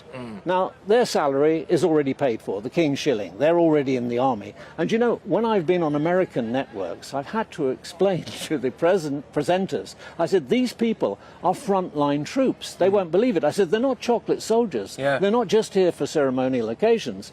I said, you know, the household cavalry, they drive light tanks in war. The 5 regiments of the Guards Division, they're frontline and brilliant infantry soldiers. So this is really should not be reduced to pounds and pence. Let's think about it. I recall the Olympics cost 9 billion people, 9 billion pounds. There were a lot of people poo-pooing it. And what did it do? It boosted this country's prestige like nothing else. You can't put a price on history, as well as Charlie was saying there. Look, it's very easy to be all misery guts and look at a spreadsheet and go, well, should we really be doing this and that and the other? What about the history of it? What about the occasion of it? You know, and also, I'm not being funny, but the last one was rather a long time ago. We're due a good old splurge. Yeah. Man does not live by bread alone. The spiritual element of this coronation is very, very important to the life of this country, to the life of every single one of us, because we are all invested in this. This is part of our famous unwritten constitution, and we are all beneficiaries by living in a constitutional monarchy. Absolutely. Now, look, a reason why I wanted to cut you off there is because, ladies and gentlemen, if you're watching us on TV, you're watching us online, however you're consuming GB News, fantastic, but the sun has well and truly come out here, which means that it's a wonderful place to come and stand right behind me here. Now, I did see a couple of people with orange jackets on. I had a horrible moment. I thought Just Stop Oil had turned up, but no, alas, these are actually just security guards. But I want you, if you're watching this and you're nearby or you're coming down for the coronation, I will be here all week. Get yourself just somewhere in there and just shout loud enough, okay? Shout loud enough. One of my producers will come and nip over there and we can try and get you on the telly, okay? Because this really is a fantastic event here and it'd be nice to actually share it with as many real people, real Brits, as we possibly can. So, yes, it's not quite standing room only. There is still a lot of area there for you to come down and have a look at the build-up for the coronation. But we are desperate here at GB News to hold a mirror up to you wonderful lot as well. So if you are in the area, get yourselves down, get yourself behind me there, wave loud enough. Patrick, enough, we'll get what? This is going to be the greatest show on earth. Yes. Even though people are sated with on-demand education. Yes. Even though it's going to be the greatest show on earth, a free show.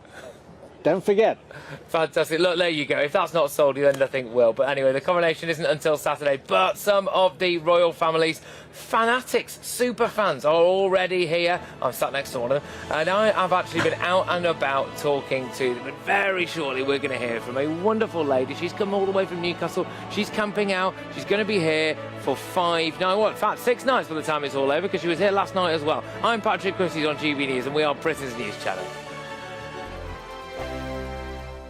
It's all about family, being in people's living rooms, all the interaction and getting to know who our viewers and listeners are. When I was young, my dad used to say, "Nah, stop arguing." I wanted an outlet that would enable me to give my opinion. People are going through a really hard time right now, and I know that you don't feel like you're being listened to by the establishment. I came to GB News because it's the people's channel, and I want the audience to have their say on the events of the day. We're dynamic. We do something different. Democracy shows that the wisdom of the nation is in its people. I get to travel to find out what the story is from a personal perspective. The British people aren't fools. We know when we're not being told the full story. We've got to work out how Britain moves forward from this. It's the best country in the world. The establishment had their chance. Now we're here to represent your views. Britain's watching. Britain's watching. Britain's watching. We're proud to be GB News. The People's Channel. Britain's news channel. So Jubes and Co, we tackle the issues of the day with real, robust debate, both sides of the fence, battling it out with me in the middle with my forthright opinions and views. And often really interesting things happen because you start with a position and then by the end of the debate you find actually, I might not have thought about that one. What we need in this country is 2 new political parties. You should maybe think about doing a 2024 calendar. I'm Michelle Dewberry and I'm keeping you company right through until 7 o'clock this evening. GB News, the People's Channel, Britain's watching. Start the day with GB News. We catch up on all the big stories you didn't hear the night before. And take a look at what the world's talking about this morning. That's right, Monday to Thursdays from 6 o'clock. It's Breakfast with Eamon and Isabel. Straight after breakfast, join us, Bev Turner and Andrew Pearce. We're going to take you through till noon. We'll be tackling the big topics of the day, including the things that the other channels just won't talk about. If it's happening here. Wake up to mornings on GB News, the People's Channel. Britain's news channel. I'm Simon Evans. Join me on GB News for Headliners at 11 p.m. What's the scoop? I'll be joined by two of the country's top comedians. That's right. As we take a look at tomorrow's newspapers tonight. We're going to get into trouble. If it's a big story, we'll be covering it. Spill some tea on him. There we go. But we'll also have some fun. I wouldn't stick up a bank. My father didn't love me. So anyway. Headliners every night from 11 on GB News, the People's Channel, Britain's news channel. Saturday nights on GB News. From 6 p.m, I'll give you my unique take on the world today. Then at 7, it's me, Calvin Robinson, with my Common Sense Crusade. New to GB News is the Saturday 5. 5 times the opinion. Join us every Saturday from 8 p.m. as we debate the week's stories. With us 4, plus a special guest. And at 9, of course, it's Mark Dolan Tonight. Saturday nights on GB News, the People's Channel, Britain's news channel.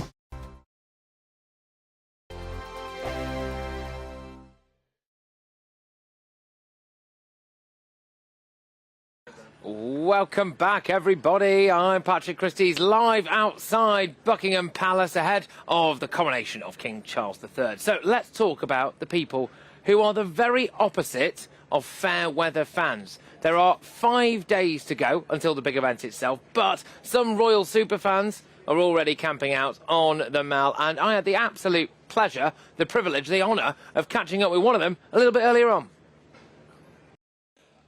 So, what's your name? Where you've come from? Maria, and I'm from Newcastle. Fantastic. Now, you've been here a little while, have you? I came down yesterday to meet up with the gang for we always do this type of thing, and we've had it arranged for ages. Fantastic. So, why does this mean so much to you?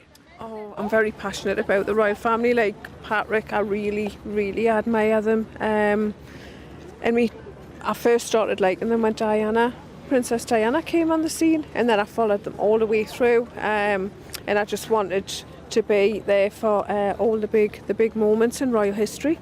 And you have been there for most of them, haven't you? Yes, we have. We started going to them when William and Catherine got married, and we've been to every big one since then. We've camped outside St Mary's Hospital for all 3 of the babies being born, funerals, weddings, all the weddings, Harry's wedding, baptisms, everything. We've been there, and we do Diana's birthday and anniversary every year at Kensington Palace, and in 2019 Prince William came out of his home to see us at the Golden Gates to personally thank her for doing that for his mother's birthday.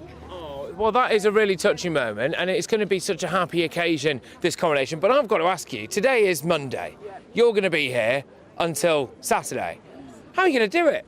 Oh, we'll do it. We've done longer than this. We will do it. If it rains, it doesn't matter. We've got umbrellas, we've got ponchos. We're going to stick it out. We've got to be here for this. It's the biggest moment in history for us. So were you sleeping here overnight? Sleep here overnight. We've got camp beds underneath the tarpaulin, so we've got no tents or anything, but that keeps us dry, and we've got sleeping bags. We're warm enough, and we're well looked after. There's plenty of security, so it's very safe, and we just love it. People would normally pay millions for this postcode, you know, so you're doing all right. They would. They're waking up to that every morning. It's the side of Buckingham Palace. It's an absolute dream for the likes of us. So, food, drink, what are you doing for that? Oh, we're well looked after. We've got a friend who comes down, and she's been very kind to her. We'll send out the men for get supplies of drinks and stuff. We're absolutely fine for that.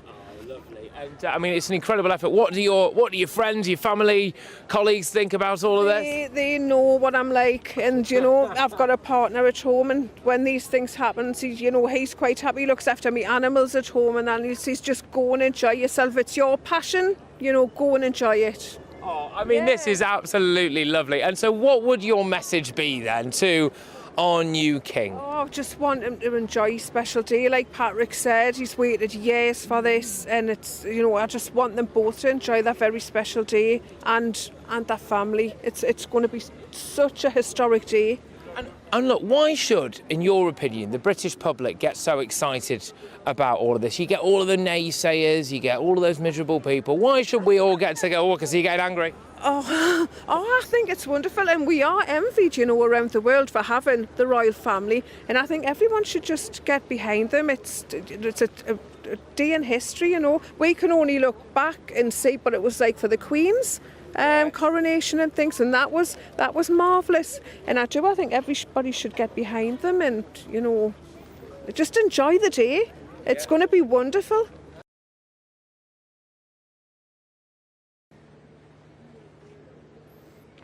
Oh, there you go. Well, look, make sure you stay tuned, because what she was nice enough to do was show me the actual setup that they've got there in terms of these mobile portable beds, and they've also got all their supplies, so I had a quick look through all of that. And these are the kind of wonderful people who really make this country tick, don't they? These royal superfans. We'll be talking to those throughout the course of the week. We'll have more ahead of the coronation a little bit later on in the show as well. But I am joined, of course, by royalty himself. Michael Cole joins me here now, and I believe I can hear in my head there, it says our parents to blame. I mean, in a way they are, I suppose, Michael, but they did create you, so that's the main thing. And I can hear a bit of a fanfare that you're getting at the moment. I've got to ask you about royal superfans. You must have seen quite a few. Absolutely. And do you know what's wonderful about those people? That's pure patriotism. That's not ugly nationalism. Nobody's bussing them in and telling them to wave like you get in North Korea. Nobody's telling them to march and support and give straight arm salutes. That's what's wonderful about patriotism. It's like being loyal to your team. But when you ask me about bizarre things that happen going around the world, I remember Princess Diana and Prince Charles, as he then was, went into a famous department store in Japan, in Tokyo, and this whole choir of beautiful little girls sang, there is an anthem for the Prince of Wales, which is called God Bless the Prince of Wales. And it goes like... God bless the Prince of Wales. That's how it goes. Fantastic. Well, it's fantastic. But time and time again, you know, remarkable things would happen. I mean, there was a rumour that the Queen had a heart problem, you know, so she couldn't say, I haven't. So when we got to Beijing and we went out to the Great Wall of China, the Queen walked up the Great Wall of China when it was almost as steep as that, and she was taking pictures with her gold-plated Leica camera, and she was heading towards, well, Manchuria, I think, when the courtier said, please, you can come back. So she was showing all these rumours about her heart were not. I mean, one of the great things, the great attributes of royalty is patience and good manners. And the Queen was wonderful at that. She never made anybody feel at all embarrassed. And it often took great powers of patience. I remember they were opening a new cement works in Barbados. And the Queen went there on a nice sunny morning, and there was an earnest young man in a suit, rather like you and me, and he stood there, and for 50 minutes he told the Queen how you make cement. And I was looking at my watch and thinking, time for a drink before lunch. And then he paused and everybody relaxed. And then he said, and of course, then there is the other way of making cement. And we all stood there while the Queen, on her little size 4 feet, stood there very quietly and listened to the other way of making cement. Well, you can't buy that. No, you can't. Well, I tell you, who hasn't got any patience. It's the producers who are scurrying around back in the studio, and rightly so, because I am going to whiz you over for your news headlines at the half-hour mark, or just there or thereabouts, with the wonderful Polly Middlehurst. I've got loads more coming your way, though, quickly. Are parents to blame for obese kids? Because they are apparently now causing catastrophes within our NHS. Is that a massive, massive problem for us? The country is facing a childhood obesity crisis. I want to know whether or not parents are really to blame. And hundreds of people have arrived in Dover in small boats today, but I will find out. Get a load of this. It's not just the illegal immigration levels that are skyrocketing. No, legal migration is also on the rise. But right now, it is your long-awaited headlines with Polly Middlehurst.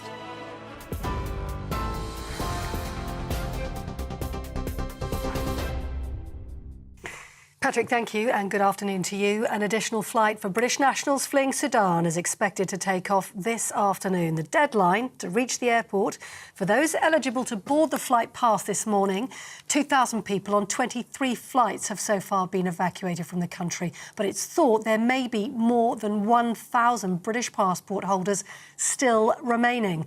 Sudan's army and the rival paramilitary force say they'll extend their ceasefire for a further 72 hours. It was due originally to expire this evening. Here at home, the General Secretary of the Royal College of Nursing has urged the Health Secretary not to be disrespectful to nurses amid their biggest strike yet. Pat Cullen's comments come as Steve Barclay said their ongoing industrial action was premature as other trade unions met to discuss the government's pay offer. Staff in emergency departments, intensive care and cancer care began their 28-hour strike yesterday. It ends tonight. And the violence continues in France this afternoon during the traditional May Day Labour March. You can see, if you're watching on television, the scene live in the capital right now with police clashing with protesters in Paris. There is a big police presence in the city. The crowd's somewhat dispersed from half an hour ago. But we do know bikes have been set on fire and police earlier on were firing tear gas into the crowds. The protesters are having their say after the French President Emmanuel Macron forced through a change to pension laws, raising the age of retirement by 2 years to 64. The government argues it's needed for financial stability, but unions say the money can be found somewhere else. And the former US President Donald Trump arrived in Scotland this morning, saying it's great to be home. He landed at Aberdeen in his private jet. He was met by pipers, a red carpet and a 10-vehicle motorcade. He'll be opening a second golf course at the Meany Estate in the northeast of the country. His last visit was in 2018 when he was last in office. He'll then move from Scotland to another course he owns on Doonbeg on Ireland's west coast. Those are your latest news headlines. You are up to date on TV, online, DAB+ radio and on the TuneIn app. This is Britain's news channel.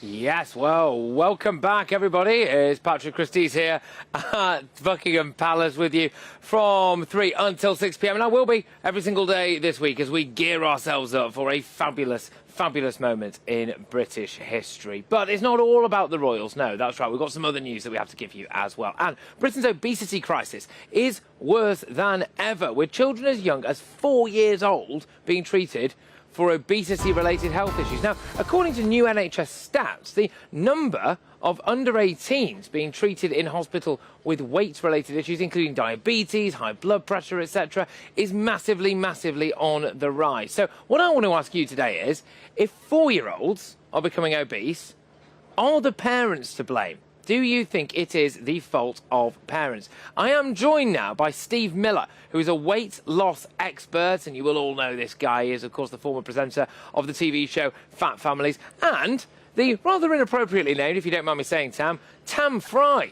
who is the chair of the National Obesity Forum. Thank you very much, both of you. Steve, I will start with you. Are parents to blame for fat kids? You've got three groups. You've got a group of parents that do a really great job. You've got a very small group that need a bit of help. And then you've got this group that are bone idle, that would rather just let their kids eat what they want and not do anything about it. So do I believe there is a group of parents out there that are to blame because their kids are too fat? Absolutely. And that might not be politically correct, but from what I observe, it's true. Well, I'd profoundly disagree with Tam, Steve I'll bring you in on this now. Is it not child abuse? I think parents obviously have a responsibility to look after their children. However, when it comes to obesity, my view is that the government has done far too little to support them.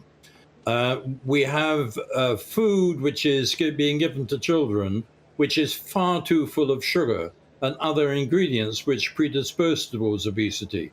And the choice is very limited, and parents can only buy what is on offer, and sometimes the food is just less than healthy. And I'm afraid that the government has been told about this time after time after time. It was told in 2007 that parents weren't to blame, and they have done very little about it. And now we're reaping the consequences of the inaction. Oh my gosh, Tam, I'm sorry, you can't blame the government for a mother giving her child his 7th quarter pounder of the day. Go on, little Timmy, walk into the shop there, buy yourself a jumbo pack of What's-Its. Steve, come on, talk some common sense here. Oh no, you're absolutely right. I mean, Tam loves to blame the government and often blames food manufacturers and so forth. There is a big issue in the UK with personal responsibility, and whether we like it or not, we have a massive group of parents. Of course, we have a great group of parents that do good work as well, but that massive group of parents that just can't be bothered, they'd rather sit in a fast food restaurant stuffing in the burgers themselves, yeah, as they are also equally obese, and watching their kids do the same. And that is unforgivable. What I would say to you is you go out onto the street and into some of those fast food restaurants and you will see it happening. It's incredible. And parents need to remember that they are the role model. They are the role model. And what I would say is, if you're not prepared to look after your child's health, including obesity, well, you shouldn't be having children. I think that you have a very simplistic Steve, view I of wonder this. whether or not they're not actually the role models. They're the roly-poly models, unfortunately. And Tam, can I just say, this idea that people save money by giving their kids junk. The last time I walked into the shops, an apple was cheaper than a bar of chocolate. Well, they they feed their children what they think is okay, but in fact, parents have very little idea of what is good food and what is bad food. And particularly now in the cost of living crisis that we're going through, they go for whatever they can find to feed their children, which is usually ultra-processed food and cheap. And in that way, your children are going to become fat. However responsible you want to be as a parent, the whole of the obesity-genic environment in which we live is stacked up against you. It's very easy to blame parents, but it is much more difficult to actually prove that what you're blaming them for is correct. You're talking theory yet again, Tam. You're talking theory yet again, because based on what you've just said, all children would be really fat, and they're not. And that the reason not all kids are fat is we do have a decent group of parents that do a damn good job, and they do look after their kids' health, and they do play the role model. They get the kids involved in the cooking. They get the kids involved in serving the food. That's how you do a good job as a parent. But I'm sorry, we have got too many lazy parents. And what's happening now? It's putting a lot of kids in hospital. Lazy parenting is putting a lot of kids in hospital due to obesity-related illnesses, and that is unforgivable. No parent wants their child to be in hospital at such a young age. Yeah, Tam, 25% of our children are overweight or fat in the preschool years. That means that they're doing badly. But to blame them for the whole thing, I think, is impossible, because children what is available on food. We have very little knowledge of nutrition. They can't cook. They have to be supplied with the food from the shelves, and you can't blame them for trying to give their children something to eat to make them full. But you're just handing on a plate, excuse the pun, such a load of excuses, which is just completely inaccurate. We have never had so much information on nutrition. If you go on to Google and you do a search for good nutrition, you'll probably find about 3 million results. And you know, most people nowadays, parents included, do have access to that level of information, whether we like it or not. The problem is, if they don't understand what they are reading on the net, then they won't actually take any profit from it. Parents, mainly, 75% of them probably do a good job, but the 25% who are not doing a good job are unable to stand what is good nutrition. They can't cook because they've never been taught to cook, so they have to do whatever they can. And in their ignorance, I'm afraid they're giving their children the wrong food.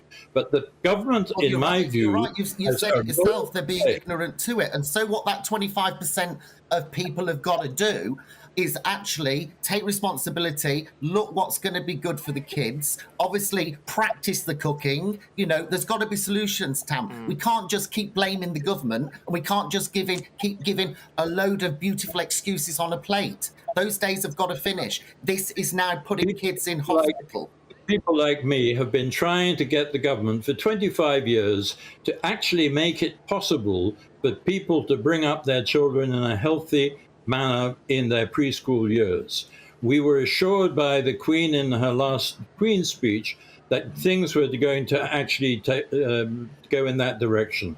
But not one thing has been done to actually improve the environment for those children who are being overfed by their parents. And I hold their parents not responsible for that. Okay, now, Steve, look, Steve, let me come in here. I'm just going to give the last word to you on this, Steve. I've got to be honest with you. The kind of parent that Tam is describing there is someone who, reading between the lines, for want of a better phrase, can't read all right and is so thick that they don't know what fruit and veg looks like. I mean, the question mark I would have now is whether or not they should be having kids. Oh, totally. I said this earlier on, that you know what you've got to do? You've got to think before you have children. Children are a responsibility, and that includes their health. If you're not prepared to look after their health, and that includes delivering great nutrition for your kids, do not have them.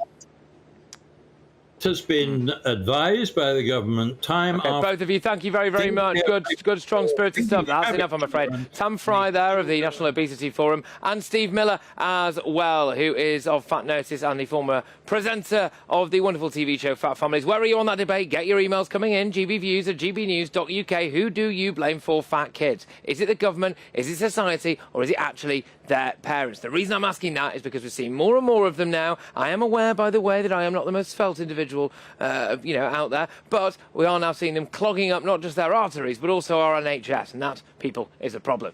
Moving on, Rishi Sunak has promised to stop the boats, hasn't he? Yes, he's almost never shuts up about it, but it is all just a bit of a smokescreen because the UK's legal migration figures, well, it turns out they're also a big problem. I'm Patrick Christies on GB News, and we are Britain's news channel. I joined GB News because I was sick and tired of not hearing my views being represented, not just mine, but so many people that I knew and spoke to. I just couldn't get my voice out there. I couldn't say anything. I couldn't do anything. Whatever the narrative was, I kind of had to follow it. GB News is there to provide a voice for those who have been ignored by the establishment media. We think different things, we've got a different style. GB News is here to be optimistic and positive about the future. It's real kind of dynamic and flowing, with the audience very much at the heart of it, like a big family. Here at GB News, we talk about the things that matter to you. Hearing the voices from right across our towns and cities, especially our towns. All sides of the argument represented with a heavy dose of opinion. We're on a mission here to make a difference. And the GB News family really is here for you, and whatever time of day you can watch or listen. Britain's watching. Britain's watching. We're proud to be GB News. The People's Channel. Britain's news channel. Westminster is going around in ever-decreasing circles, followed by the media. Britain is broken.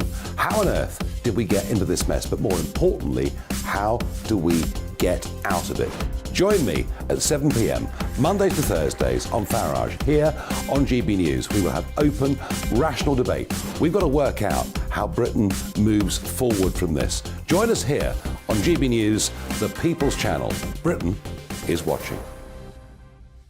You've probably seen politicians interviewed 1,000 times, but we do it differently. We find out who they really are, we don't shout, we chat, and hopefully we bring a bit of light, not just heat. Did you know Kate Moss? Apparently.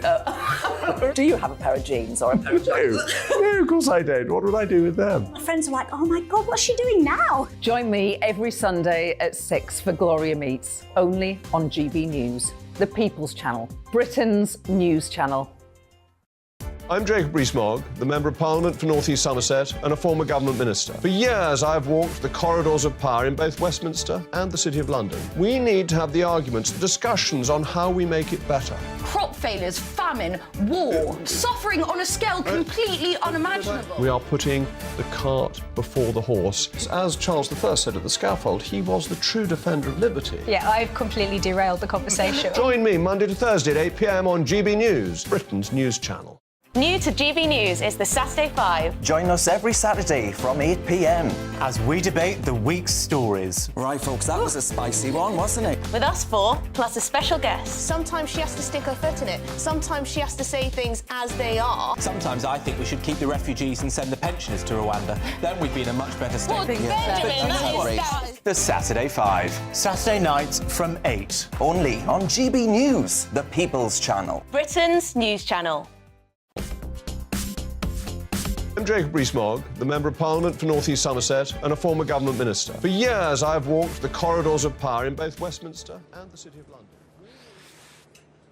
Welcome back, everybody. Now, I am at Buckingham Palace, as you can see, and I will be here all the way through until Friday, 3 till 6 p.m. And I want you to come and join me, join Patrick at the Palace. You can see that there is a viewing gallery behind me there. We can get in amongst it as well. And over the course of this week, I'm going to be going in and around all of those crowds there with a camera and chatting to people. So if you want to get yourself on the telly and you live in the area, make sure you do. You can join the Royal Superfans who are already camping out, OK? So I wouldn't recommend it, though, because there are intermittent showers. But there we go. It's not just about the coronation, though, right now. I'm going to give you some other news as well. And this one slipped under the radar, I think, because Rishi Sunak says that one of his big 5 priorities is to stop the boats. We can't miss it, can we? But is he missing the bigger picture? Why? Well, because at least 200 migrants arrived in Dover in small boats this morning alone. So, yes, that's a lot. But the illegal migration numbers are absolutely dwarfed by those who moved to the UK by legal routes. So, legal net migration. Now, more than 45,000 people crossed the Channel last year in small boats, but the net migration, so I'm talking about the legal stuff now, was more than 500,000 in the 12 months up to last June. 504,000, that is another record. And we're joined now by former Chief Immigration Officer for UK Border Force. It's Kevin Saunders. Now, Kevin, should we be more concerned about legal levels of migration than we are about the illegal stuff? No, because you're talking about chalk and cheese, Patrick. With legal migration, we are inviting these people to come to the UK. And a vast number of these are students, overseas students, who bring with them a huge amount of money for our university sector. Money that, if we didn't have overseas students, universities wouldn't be able to exist. Also, we have a lot of people that we're granting visas to. And you've got to remember, we're granting visas to these people to come to the UK, who are coming from India to do high-tech work in the tech industries, because we don't have enough people trained in the UK. We've also got Hong Kong, British overseas nationals who have come, and we have people from Ukraine that have come. But the big thing is here, Patrick, they're all invited.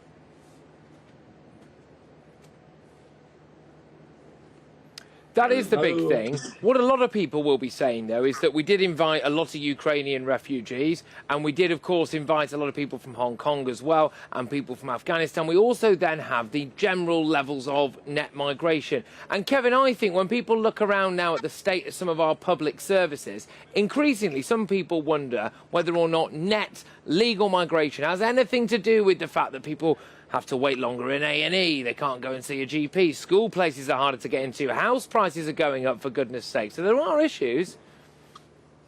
Yes, there are issues, but I wouldn't blame those on net migration, because the numbers realistically are not huge. They're not massive. They're a lot when you consider illegal migration, but the people that are coming to the UK correctly and properly are paying to come, basically. They have to pay for their visas.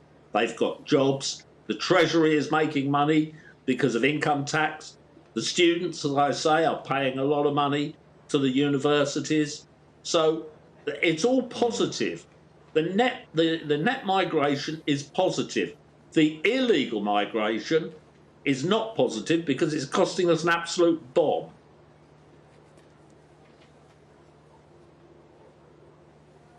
OK, so just talk me through then why, in your view, we should be more concerned about the illegal side of it. I know that you've said about the idea they're not invited, but you've also mentioned the costs there, really. So for you, the reason why Rishi Sunak is right to focus more on illegal migration than legal migration is because you think that's costing us more. It's costing us a lot more. Also, we don't know who these people are because they destroy their documentation. They are causing us problems. Certainly in Kent, there are no Year 7 places because the schools are having to take the illegal migrants against people that live in the UK. Schools that were promised extra funding because of the pandemic have got the extra funding, but they're not being able to use it on the British, English, or the children that are already in the UK. They're having to spend the money on employing English teachers to teach the illegal migrant kids how to speak English. So we're losing out there as well.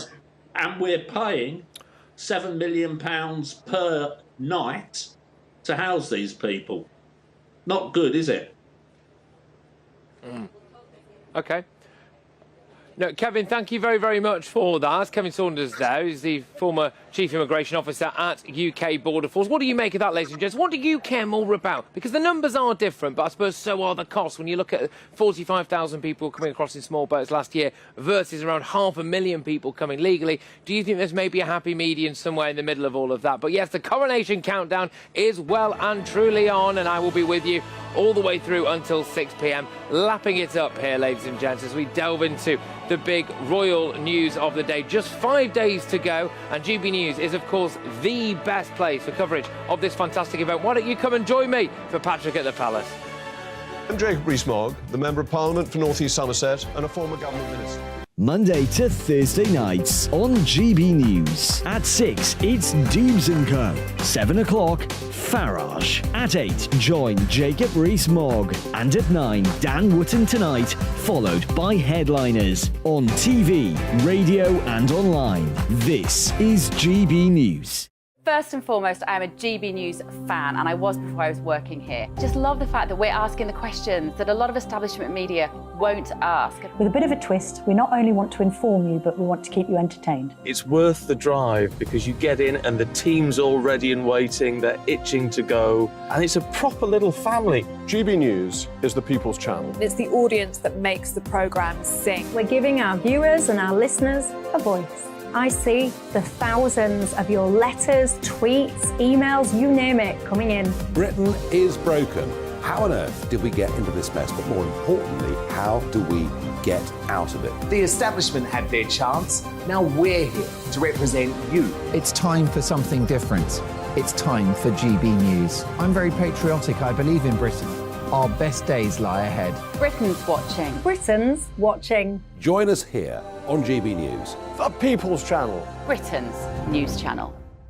Join me, Patrick Christies, Monday to Friday, 3 till 6. We tackle the day's news agenda like you've never seen before. It's high tempo, high octane, the most controversial topics, and the best guests. You will not be able to take your eyes and ears off it. I'm not afraid to ask the questions that you really want answered. 3 till 6 p.m, Monday to Friday on GB News, the People's Channel, Britain's news channel. GB News has its own late-night paper preview show, Headliners, where comedians take you through the next day's top news stories. You don't have to bother reading the newspaper, we've got it covered for you. Headliners, every night at 11 p.m, and repeated every morning at 5 a.m. We won't send you to sleep like some of the other paper review shows out there. GB News, the People's Channel, Britain's news channel. Join me, Camilla Tominey, on Sunday mornings from 9:30, taking the politicians to task and breaking out of SW1 to see how their decisions are affecting you across the UK. Bursting the Westminster bubble every Sunday morning, only on GB News, the People's Channel. Britain's watching. Hello, I'm Calvin Robinson. Do not miss my Common Sense Crusade Saturdays at 7 p.m. Join me for some in-depth discussions on faith. Is that not the start of the slippery slope? It's very much so. And the big moral questions of the day. I'm baffled. You've got some nerve. Only on GB News, the People's Channel, Britain's news channel.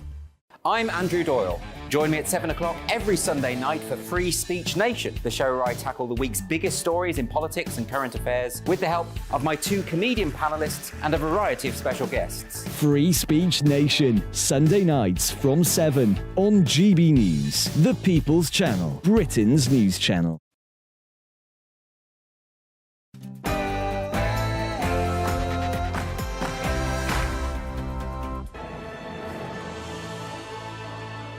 Very good afternoon, everybody. It's 5 o'clock. I'm Patrick Christies, live at Buckingham Palace ahead of one of the biggest events in modern British history. And what a pleasure it is to be here with all of you. Yes, there's just 5 days now until the coronation of King Charles III. And of course, we will be here to cover the first coronation for 70 years. GB News is undisputedly the best place for all of your coverage. People are already out and about and the crowds are already building up. I'm inviting you as well, by the way, to come here and be a part of it with me. But I'm going to speak to the royal superfans who are already camping outside Buckingham Palace and find out why they are so dedicated and so passionate about our beloved royal family. There we go. I'll have all of this coming your way and much, much more. I will be asking various questions as well, like the royal family and the coronation. Is that cost worth it? I'll also be talking about who is coming, who is not coming, and I'll be talking about whether or not you are going to be paying allegiance to our king. Or do you find it, like some people, offensive that you might even be asked to? I'm Patrick Christies on GB News. I'm going to give you your headlines now with Polly.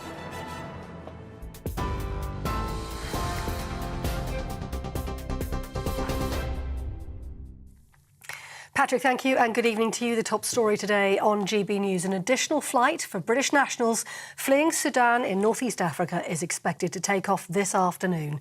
The deadline to reach the airport for those eligible to board the flight passed this morning. Over 2,000 people on 23 flights so far have been evacuated, but more than 1,000 British passport holders are thought to still remain in the country. Sudan's army and the rival paramilitary force say they'll extend the ceasefire for a further 72 hours. It was originally due to end this evening. Here at home, the General Secretary of the Royal College of Nursing has urged the Health Secretary not to be disrespectful to nurses amid their biggest strike yet. Pat Cullen's comments come as Steve Barclay said the industrial action was premature as other trade unions meet to discuss the government's pay offer tomorrow. Staff in emergency departments, intensive care units and cancer care began their 28-hour strike action yesterday. It ends tonight. The Labour leader, Sir Keir Starmer, has accused the government of not doing enough to stop the strikes. Way back before Christmas, the nurses said, if you come in and talk to us about pay, we won't go on strike. The government sat on its hands for weeks and weeks and weeks, made a bad situation worse. So everybody wants to see that resolved. I think it is important to recognise the underlying causes of this, because nurses and many others have seen, a real drop in their wages and their living standards because of the cost of living crisis, and the government's got nothing to say to them about that. So I think, responsibility here lies at the door of number 10. Violence has been erupting in the capital of France today during the traditional May Day Labour March. Police have clashed with hundreds of protesters in Paris, marching about the change to the French pension law. Bikes have been set on fire. Police, we have seen, have been firing tear gas and water at crowds. Macron's government pushed the pension legislation through without a final vote due to a lack of cross-party support. The former US President Donald Trump has arrived in Scotland today, saying it's great to be home. He landed in Aberdeen in his private jet, was met by pipers, a red carpet and a 10-vehicle motorcade. He's due to open a second golf course at Meany Estate in the northeast of the country. He last visited there in 2018 when he was still in office. And he's due as well to visit Doonbeg on Ireland's west coast. Tributes have been paid to a man who was stabbed to death in Cornwall. 36-year-old Michael Allen was killed and 7 others were injured from stab wounds following an incident in Bodmin yesterday morning. 2 people remain in hospital. A 24-year-old man from Bodmin has been arrested on suspicion of murder, attempted murder and causing grievous bodily harm. Now, Labour says the government's decision to scale back housing targets could cost renters an extra £200 a year by 2030. Last year, Rishi Sunak made the target of building 300,000 homes a year in England advisory rather than mandatory. And the squeeze on supply is having a knock-on effect, with some analysts saying it could increase rental prices. The government says it does have a plan to halve inflation to help millions of people with the cost of rent. But the Shadow Women and Equalities Secretary Annalise Dodd says the government needs to help those who don't own their own homes soon. The level of home building looks like it's going to fall to its lowest level since the Second World War under Conservative-led governments. That's a big problem because people are already paying 42% of their income after tax in rent on average. So Labour said we need to have a sensible approach to this. We need to be delivering those homes that people need. Rishi Sunak shouldn't have scrapped that target without anything else to go into its place. Now, the brewing giant Heineken has pledged to invest £40 million in its UK operations, creating nearly 600 new jobs. The company runs about 2,500 pubs across the UK through its Star Pubs and Bars brand. The brewing giant's expected to upgrade 570 sites with a focus on what it's calling local neighbourhood-style pubs. Turkey's president claims his country has killed the Islamic State leader in Syria. President Erdogan said that Turkish intelligence forces killed Abu Hussein al-Qureshi after pursuing him for some time. It's understood the raid in North Syria lasted an hour. There were reports of explosions being heard. Al-Qureshi became the ISIS leader in November last year after his predecessor was killed.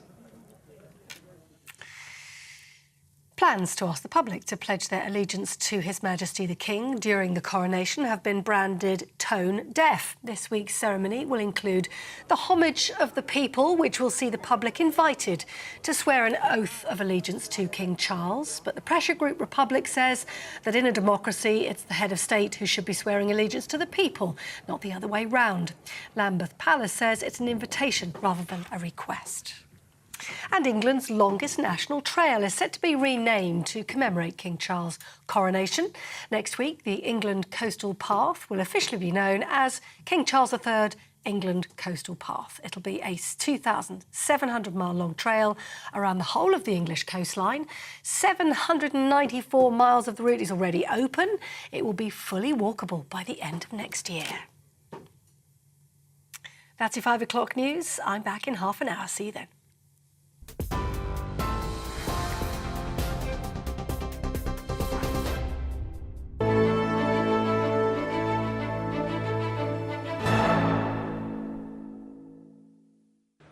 Welcome back, everybody. Patrick Christies here at Buckingham Palace, and what a fabulous setting this is for one of the most momentous days in British national history. There are just 5 days to go until the coronation of King Charles, and the excitement here is already building. It's already palpable right here at Buckingham Palace. Now, I'm inviting you to come and join me. As I've said, I will be here all the way through until Friday, and I want you to kind of get yourself in the crowd. If you shout loud enough, we'll try and get you on the telly as well. You can join me at the Palace. But Royal Supervans are already lining the mile, so you will be in tremendous company if you decide to pop on down.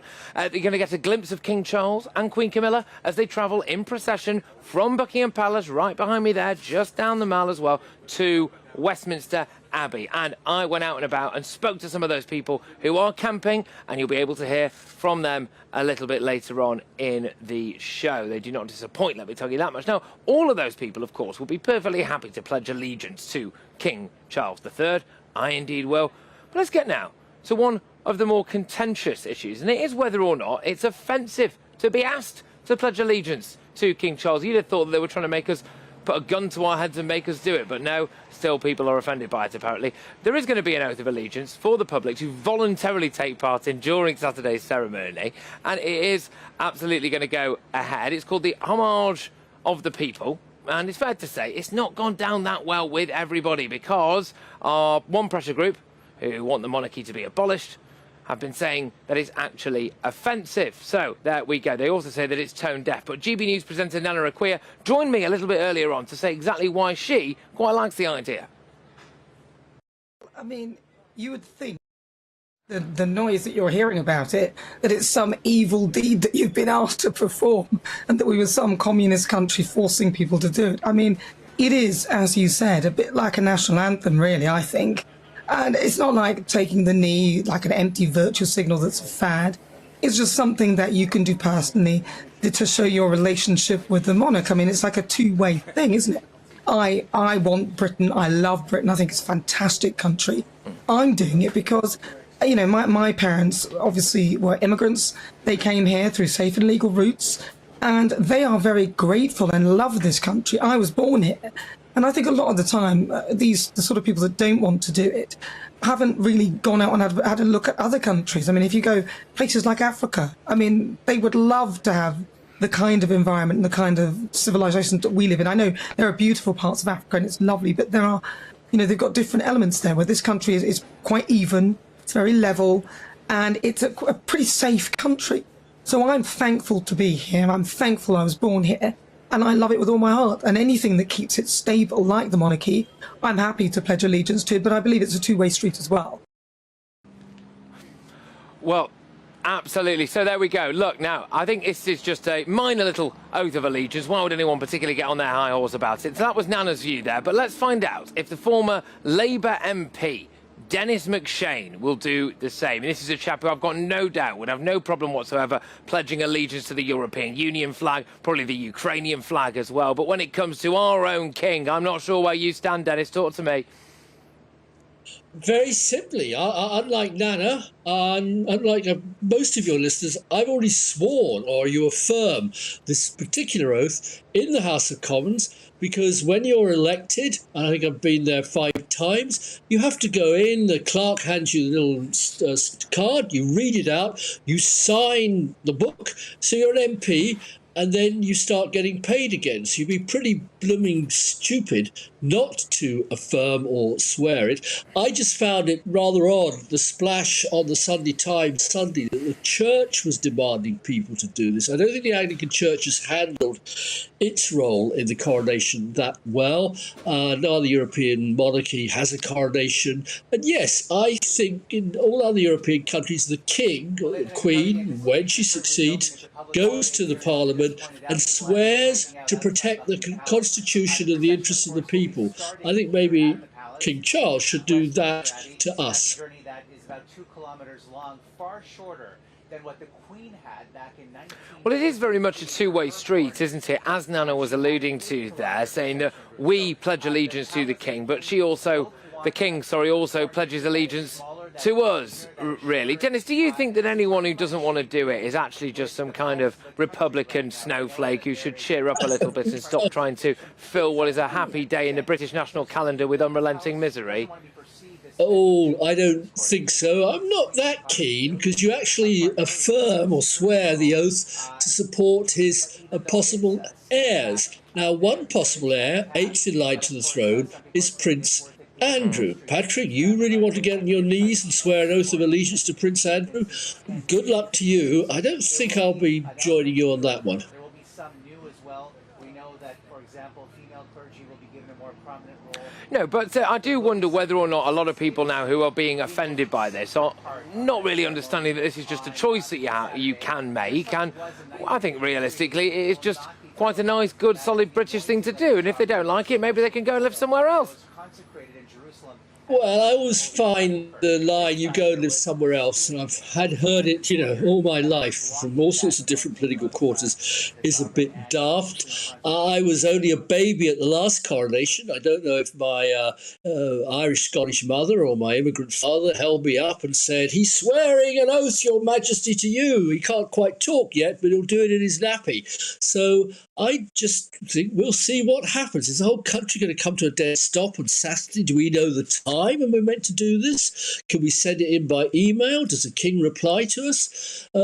I just think, frankly, as you say, we'll have a nice day, I hope, good weather, we hope, pageantry, all the things we love, colour, and then on Monday morning we'll wake up to the reality of the Britain he is now monarch of. This, of course, will be his first Okay, Dennis, I also want to get you on one of the other big topics for us of the day, which is not just the oath of allegiance to our king, which I know that many people will indeed be taking. It's just a nice symbol, I think, of national unity and history. A lot of people, Dennis, are getting very up in arms about the potential cost of the coronation. They are saying that in the round it will come to around £250 million. The actual cost of the coronation itself is believed to be a kind of nice round 100 million, but then you've got to add all security costs onto it, etc, etc, etc. But the benefit to our economy is rumoured to be around £1 billion. Where are you on this, Dennis? Do you think financially the coronation is worth it?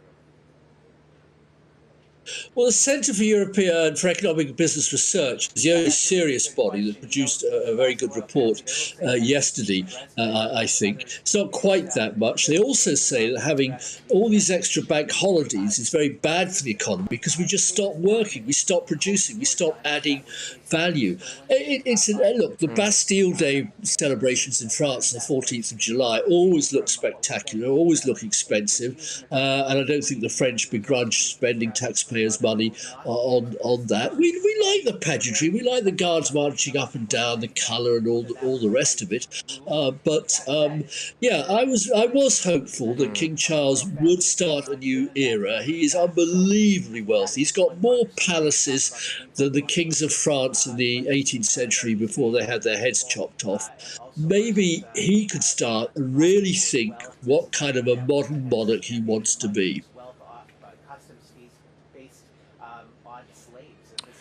I just wonder, Dennis, about taxpayers in all of this. I imagine you often do as well, but whether or not taxpayers would much rather our money go to something like a coronation than a variety of other different things that we seem to be splurging it on willy-nilly at the moment. I dare say if you went round and surveyed every taxpayer, they'd be perfectly happy for their money to go on a big coronation. They might, but you look at the record levels of food banks, of people starving, of not eating if they want to put on their heating, and you look at King Charles, not his fault, he's inherited all of this, but he didn't earn it. It belongs to the people, in my view. I mean, the head of state is part of how we run the country. It's not his private income. He's not Rishi Sunak, a multi-billionaire, or Donald Trump. And I would have thought that maybe the palace donating, free food on Saturday to the people who are so hungry in Britain, that would be a warm and wonderful way of celebrating the coronation. But I'm not blaming him because he's very, very traditional. And he's waited now nearly 8 decades for this moment in his life. We wish him well. It's a hard job he's got. But yeah, I wish he could have been a bit more original, a bit more innovative, instead of just the same old, same old.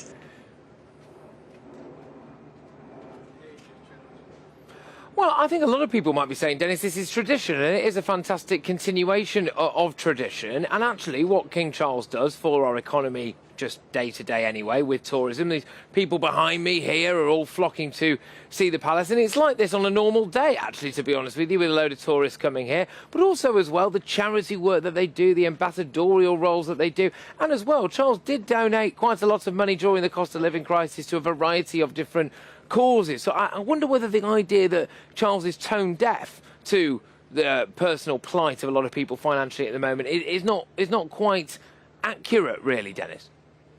Well, look, I'm not going to insult him. He's a serious guy. I've met him. I've even skied with him. So I'm not a personal friend or anything, but no particular problem. But I do think, if you want the most visited royal palace in Europe, it's in Republican France, Versailles. Everybody goes there because Buckingham Palace is closed. And I think the balcony should be opened up and everybody should go on it and have their selfie or their photo taken on the balcony of Buckingham Palace. He's got at least 4 giant palaces. No other monarch in Europe, in the world. I don't think even Donald Trump has more than 2 or 3 big homes. And I just would have, as I say, wished for a little bit more reflection. You say it's a long tradition. Well, if it happens just once every 70 or 80 years, that's another problem. I hope he has a long life. He's a longer life as the Queen and Prince Philip. He'll be there. so long that Prince William will have to wait until he is 65 before he becomes king. And if he has a good life, then Prince George has to wait into his 60s. So the whole of this century, we're going to have these rather aging men, not the wonderful, glorious example of that young queen who wore the uniform of the army during the war and was just a stunning success globally. Just an old man, then another old man, then another old man, tramping along, and I really think they ought to take this moment, not before Saturday, that's silly, just enjoy Saturday, and really rethink what in the 21st century, a 19th century type monarch, which Charles seems to want to continue being, should be doing. I mean, Dennis, look, I do enjoy our chats, Dennis. I do enjoy our chats, but good grief, you are miserable sometimes. You know, you said, oh, let's just enjoy it. You wanted to turn Buckingham Palace into a tourist centre. I mean, that would be people would be going around it, staying, for want of a better phrase, Dennis, at His Majesty's pleasure, which of course we could never possibly have, could we? And then of course we have now people lining the streets, and then you want us to immediately have a conversation about whether or not we change the monarchy. Dennis, that's quite enough. I'll see you next time. Dennis McShane there, of course, former Minister. Fantastic stuff. Right, OK, so the coronation is rapidly approaching, and when it comes to a variety of different companies, they never miss an opportunity, do they, to sell the merch off. And rightly so. It's all part of the boost to our economy that our fair king is indeed doing. So I've got loads of stuff for you here that innovative companies have done. Heinz Tomato King Chup is one of them. Heinz has produced a special version of red sauce for £2.50. So will you be having some King Chup on your coronation chips? That's what I want to know. What else have we got? We've got some other ones as well, haven't we? So we've got Argos's life-size cutout of the king. So the King Charles cardboard cutout stands at 1.7 metres tall and costs a cool £36.99, believe it or not. I must say, Argos is fantastic. I do prefer a bit of Aldi and Lidl, though, just purely because of the mystery aisle that you get in the middle there. You could come out with scuba gear. You just went in for a loaf of bread. And Uber's Coronation Carriage. That's right. The Coronation Carriage will be open between 1 p.m. and 4 p.m. on the Coronation Bank Holiday weekend at Dulwich Park. And the carriage is, believe it or not, actually bookable via the Uber app. So there you go. What's not to love, ladies and gentlemen? You could go into that carriage with your life-size cutout of King Charles and some chips with some King Chup on them. All, of course, bought from those companies that we've just mentioned there. But for the first time, yes, we're moving on from the royal stuff now, because there is some other news out and about there as well. I want to bring to you. How do you feel about the latest round of nurses' strikes? It feels like we've had strike non-stop, but now something is happening that, as far as I can remember, we were told absolutely wouldn't. It was going to be that nurses would never leave ICU wards and they wouldn't leave cancer patients, and now that is happening. How do you feel about that? Is it immoral? I'm Patrick Christies on GB News, and we are Britain's news channel. It's all about family, being in people's living rooms, all the interaction and getting to know who our viewers and listeners are. When I was young, my dad used to say, Nana, stop arguing. I wanted an outlet that would enable me to give my opinion. People are going through a really hard time right now, and I know that you don't feel like you're being listened to by the establishment. I came to GB News because it's the People's Channel, and I want the audience to have their say on the events of the day. We're dynamic. We do something different. Democracy shows that the wisdom of the nation is in its people. I get to travel to find out what the story is from a personal perspective. The British people aren't fools. We know when we're not being told the full story. We've got to work out how Britain moves forward from this. It's the best country in the world. The establishment had their chance. Now we're here to represent your views. Britain's watching. Britain's watching. Britain's watching. We're proud to be GB News. The People's Channel. Britain's news channel. So Jubes and Co, we tackle the issues of the day with real robust debate, both sides of the fence, battling it out with me in the middle with my forthright opinions and views. And often really interesting things happen because you start with a position and then by the end of the debate you find actually, well, I might not have thought about that one. What we need in this country is 2 new political parties. You should maybe think about doing a 2024 calendar. I'm Michelle Dewberry and I'm keeping you company right through until 7 o'clock this evening. GB News, the People's Channel, Britain's watching. Start the day with GB News. We catch up on all the big stories you didn't hear the night before. And take a look at what the world's talking about this morning. That's right, Monday to Thursdays from 6 o'clock. It's Breakfast with Eamon and and Isabel. Straight after breakfast, join us, Bev Turner and Andrew Pearce. We're going to take you through till noon. We'll be tackling the big topics of the day, including the things that the other channels just won't talk about. If it's happening here. Wake up to mornings on GB News, the People's Channel. Britain's news channel. I'm Simon Evans. Join me on GB News for Headliners at 11 p.m. What's the scoop? I'll be joined by two of the country's top comedians. That's right. As we take a look at tomorrow's newspapers tonight. We're going to get into trouble. If it's a big story, we'll be covering it. Spill some tea on him. There we go. But we'll also have some fun. I wouldn't stick up a bank. My father didn't love me. So anyway. Headliners every night from 11 on GB News, the People's Channel, Britain's news channel. Saturday nights on GB News. From 6 p.m, I'll give you my unique take on the world today. Then at 7, it's me, Calvin Robinson, with my Common Sense Crusade. New to GB News is the Saturday 5. 5 times the opinion. Join us every Saturday from 8 p.m. as we debate the week's stories. With us 4, plus a special guest. And at 9, of course, it's Mark Dolan Tonight. Saturday nights on GB News, the People's Channel, Britain's news channel.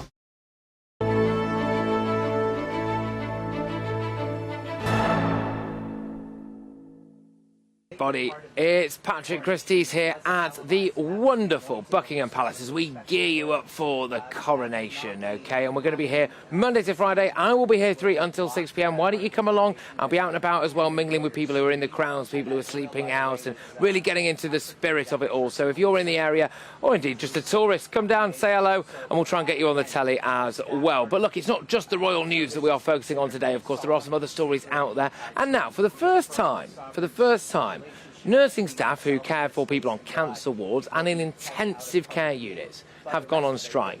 Thousands of striking workers from the Royal College of Nursing held a march in central London earlier today. Health Secretary Steve Barclay, he says that the union's ongoing industrial action is premature and disrespectful, and it's ahead of the other trade unions meeting tomorrow to discuss the government's 5% pay increase offer. But I wanted to know whether or not you at home felt as though actually it is morally bankrupt for people who work at cancer wards and at intensive care units to go on strike. We can now go to Dr. Andrew Valence-Owen, who I believe is the former medical director and chief medical officer of Bupa. Thank you very much for joining me. It's great to have you on the show. I mean, there is a good case to say that people who are in intensive care wards or in charge of cancer patients should actually be banned from going on strike, and it is wholeheartedly immoral if they do. It's sickening.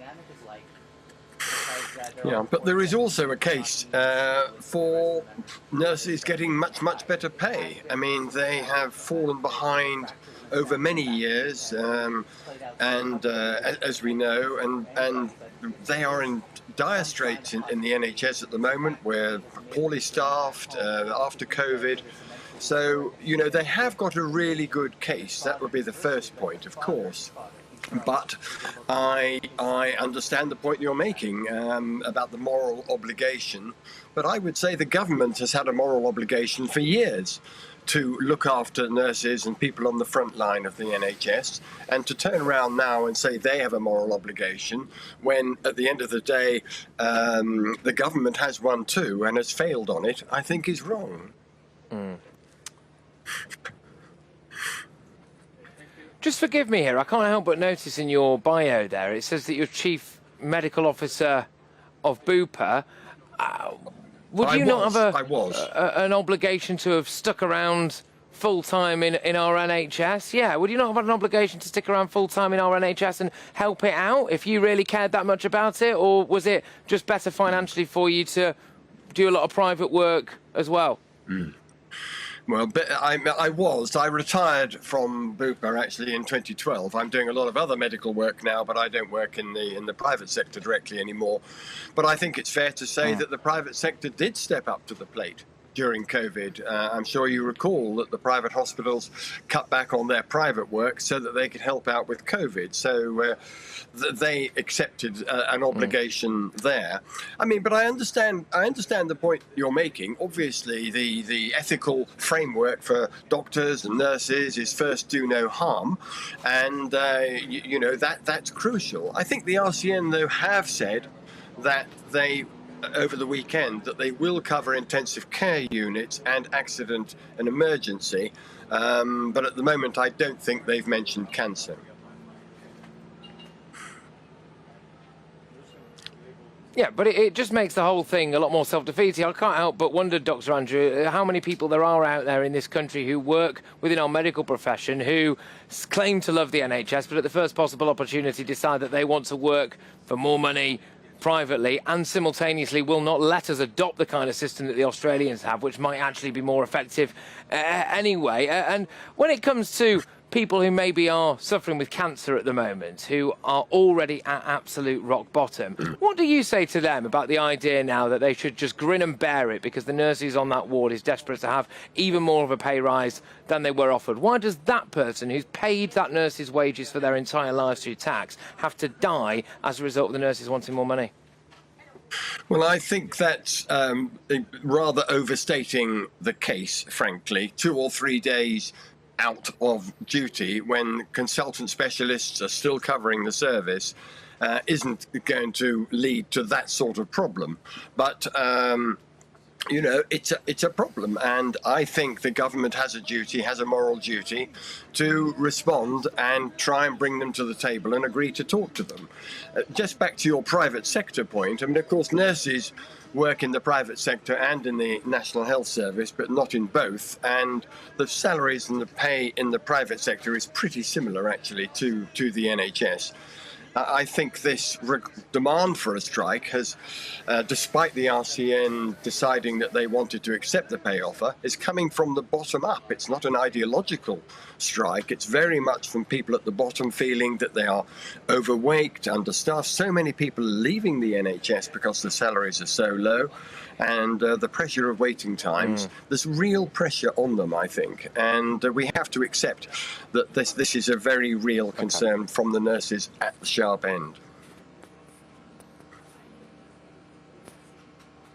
Dr. Andrew, thank you very, very much. Dr. Andrew Vallance-Owen there is a former medical director and chief medical officer at Bupa. I just wonder where you are all at on this, ladies and gentlemen. Is your sympathy starting to wane now at the idea that intensive care units might not be staffed properly or cancer wards might not be staffed properly? Does that move the dial for you or not at all? GBviews at gbnews.uk. Hey, it is unquestionable, isn't it, that the best way that we could possibly stop all the strikes would just be to give nurses any amount of money that they actually want. And hey, maybe it's worthwhile noting I'm sitting here in front of Buckingham Palace, aren't I, as we prepare for this fabulous coronation. We talked a lot about the cost of the coronation. I'm more than willing, aren't I, for us to pay £1 billion, or sorry, receive £1 billion, but pay around 250 million quid as taxpayers for the coronation. Maybe I should be happier for nurses to get a pay rise. Let me know what you think. GBviews at gbnews.uk. Loads more still to come though between now and 6 o'clock. I will be discussing all of the plans to stop convicted terrorists from delivering sermons to other inmates. I know,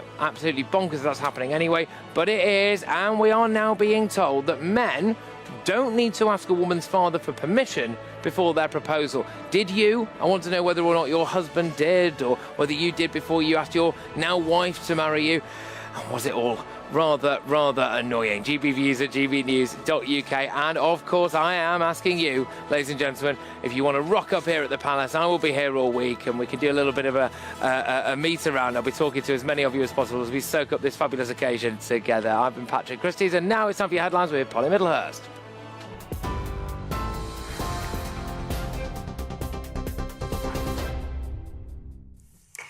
Patrick, thank you. The latest headlines this hour: the deadline for the final evacuation flight from Sudan by UK forces has passed, as an estimated 1,000 British citizens remain in the country. The deadline to reach the airport for those eligible to board the flight passed this morning. Over 2,000 people on 23 flights have been evacuated so far, and Sudan's army and the rival paramilitary force say they'll extend their ceasefire now for a further 72 hours. It was originally due to expire this evening. Here, the General Secretary of the Royal College of Nursing has urged the Health Secretary not to be disrespectful to nurses amid their biggest strike yet. Pat Cullen's comments come as Steve Barclay said their ongoing industrial action was premature, as other trade unions met to discuss the government's pay offer tomorrow. Staff in emergency departments, intensive care units and cancer care began their 28-hour strike action yesterday. It ends tonight. Violence has been ongoing in Paris today during the traditional May Day Labour March.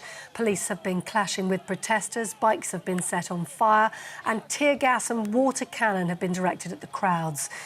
They're protesting after French President Emmanuel Macron forced through a change to pension laws, raising the age of retirement by 2 years to 64. The government argues it's needed for the country's financial stability, but unions say the money can be found somewhere else.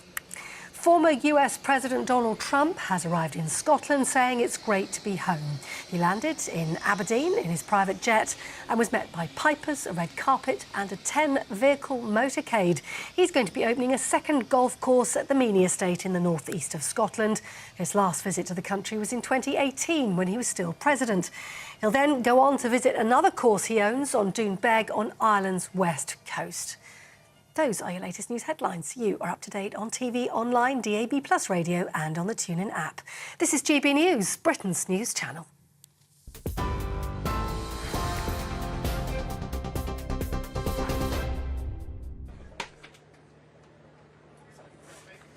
Yes, OK. Well, good evening, everybody. It is 5:34. I'm Patrick Christies, and as you can see, I am here at Buckingham Palace, and it is rather a lovely occasion. The sun's out now. There's loads of people gathering around, people already camping up over there. So, yes, we will make sure that we hear as much as possible from them throughout the course of this show and throughout the course of this week. But it can't all just be royal stuff, can it? And no, as you will be able to see on the bottom of your screens there is some other news in town, and that news is this. Terrorists will be banned from taking a leading role in religious services in prisons in an attempt to crack down on the spread of extremism. Who would have thought they were even allowed to do it to begin with? But there we go. The news comes a week after a report revealed that some prisoners are being threatened with violence if they don't convert to Islam. What on earth is going on in our prison system? Why is it happening, and why has it been allowed to get to this point? I'm joined now by Professor Anthony Cleese, who is an expert in security at the University of Buckingham. Anthony, thank you very much. Look, great to have you on the show. First and foremost, I think a lot of people will be scratching their heads thinking,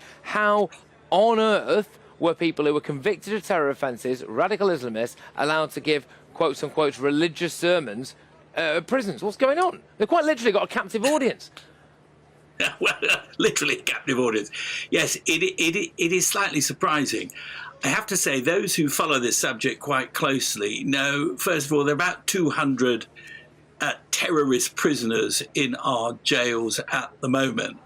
And a number of things have been done and talked about. You know, we have to rely on what the government says has actually been carried out to try to make sure that the risk these 200 prisoners present to us, the public, is mitigated and basically, if possible, neutralised. The way they've done this is to get the independent reviewer of counter-terrorist legislation, Jonathan Hall KC, to do a report, which he did over a year ago, and indeed almost exactly a year ago, the then Minister of Justice announced various measures that he hoped to introduce in order to tighten up this problem. And at its root, what this problem is about is that these 200 terrorist prisoners in our prisons are able to proselytize, to convert other prisoners to Islam, and if they are already Muslims, to act as kind of informal imams using texts in order to try to ensure that when they leave prison, they turn to terror and are seen as mujahideen, as terrorist fighters. So that's the threat. What the government is trying to do is to contain it by segregating Islamist terrorist prisoners in 3 centres. That's the idea. And now these later measures announced by the new Minister of Justice, Alex Chalk, who replaces Dominic Raab. Many people think he taught rather strong but didn't actually deliver. So that's why all of this is important. Our prisons have been becoming an academy of terror, where prisoners are not converted into decent people.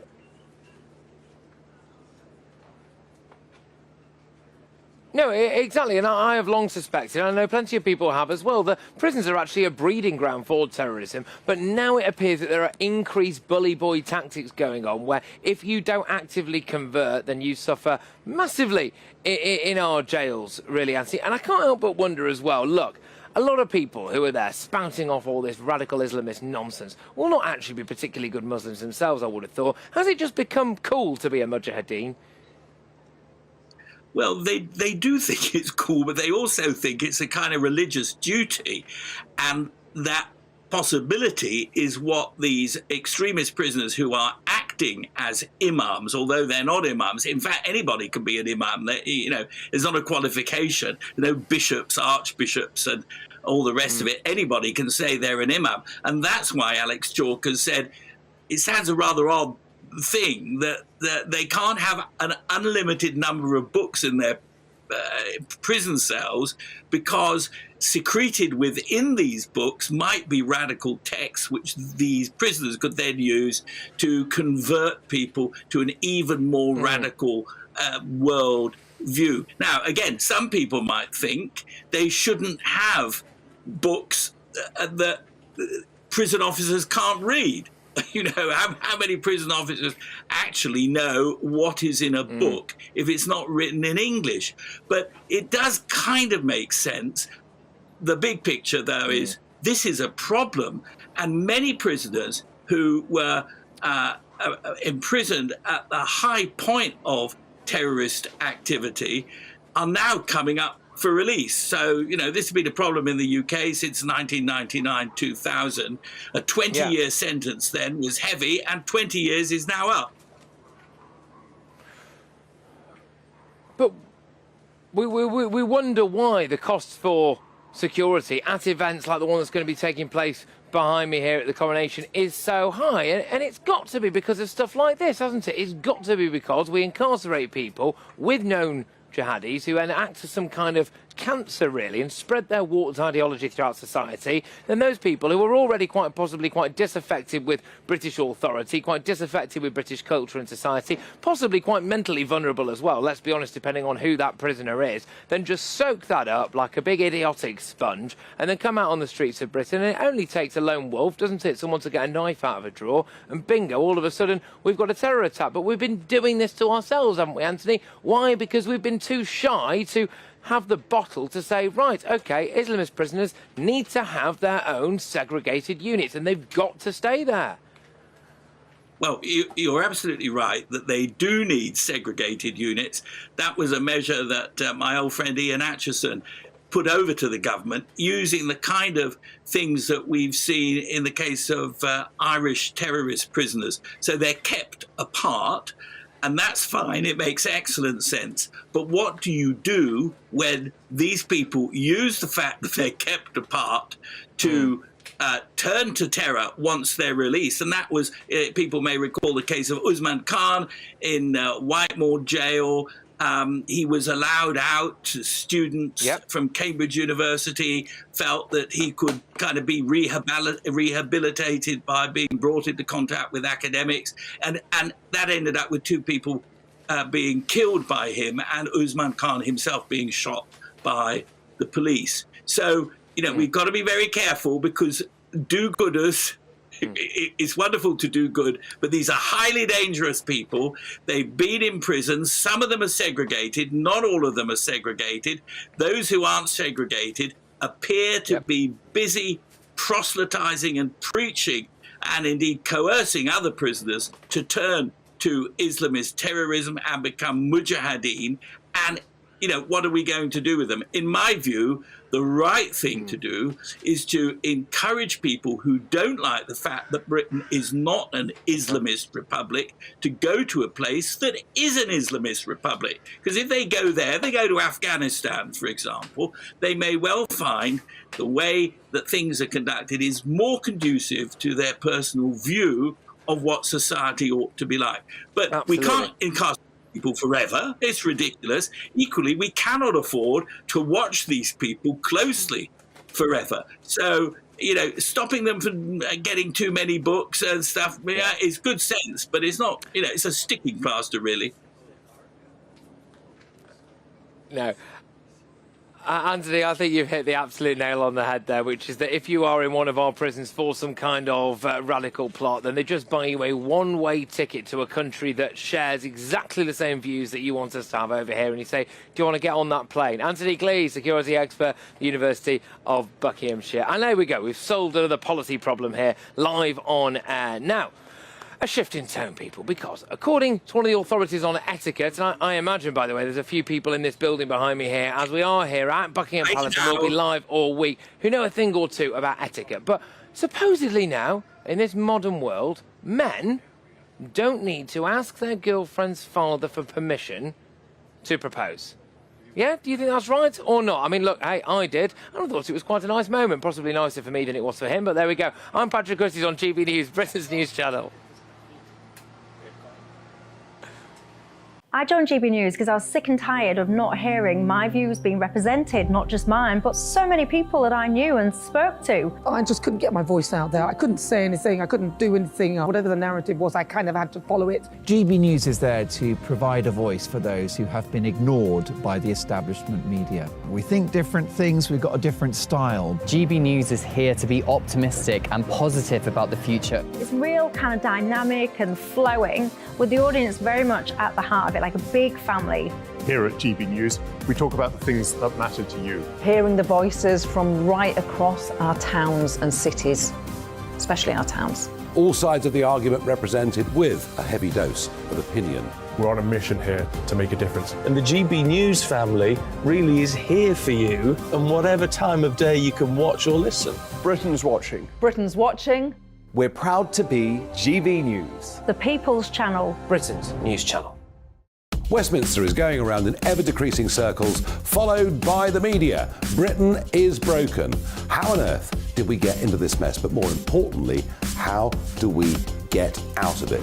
Join me at 7 p.m, Mondays to Thursdays on Farage, here on GB News. We will have open, rational debate. We've got to work out how Britain moves forward from this. Join us here on GB News, the People's Channel. Britain is watching.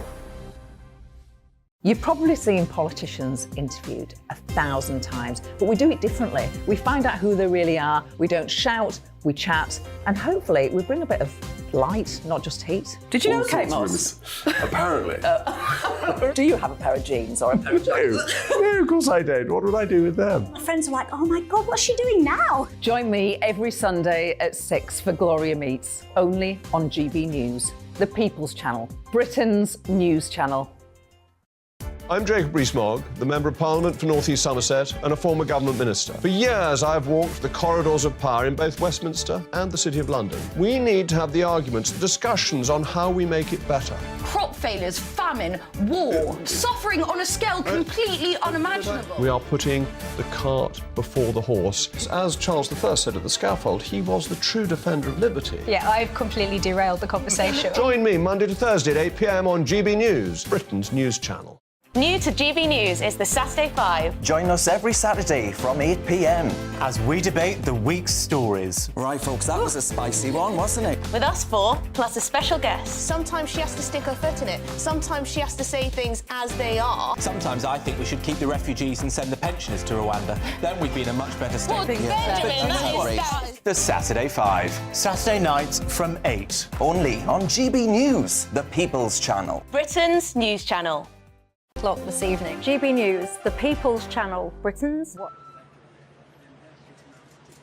Now, it is one of the oldest traditions ever. A man asking his girlfriend's father's permission to marry her. But not anymore, apparently. Deborah's, which has been the authority on etiquette in this country for more than 250 years, says that men don't need to do that anymore. Why? Because we're living in a modern world. Like I've said, I'm here at Buckingham Palace. I imagine there's a few etiquette experts in there, but one who has managed to find an alternative venue. You'll have to join me here next time, Liz. It's Liz Brewer, who is indeed an etiquette expert. Now, Liz, thank you very much for joining me on the show. Great to have you. I'm sorry, I just don't believe this at all. It will always be terrible etiquette, will it not, to not ask your beloved's father to have his permission for his daughter's hand in marriage? Well, the thing is, we are living in a more modern world, and when I first started getting engaged, I have to tell you, my father got so fed up. By the sixth one, I can tell you, he almost threw him out the door.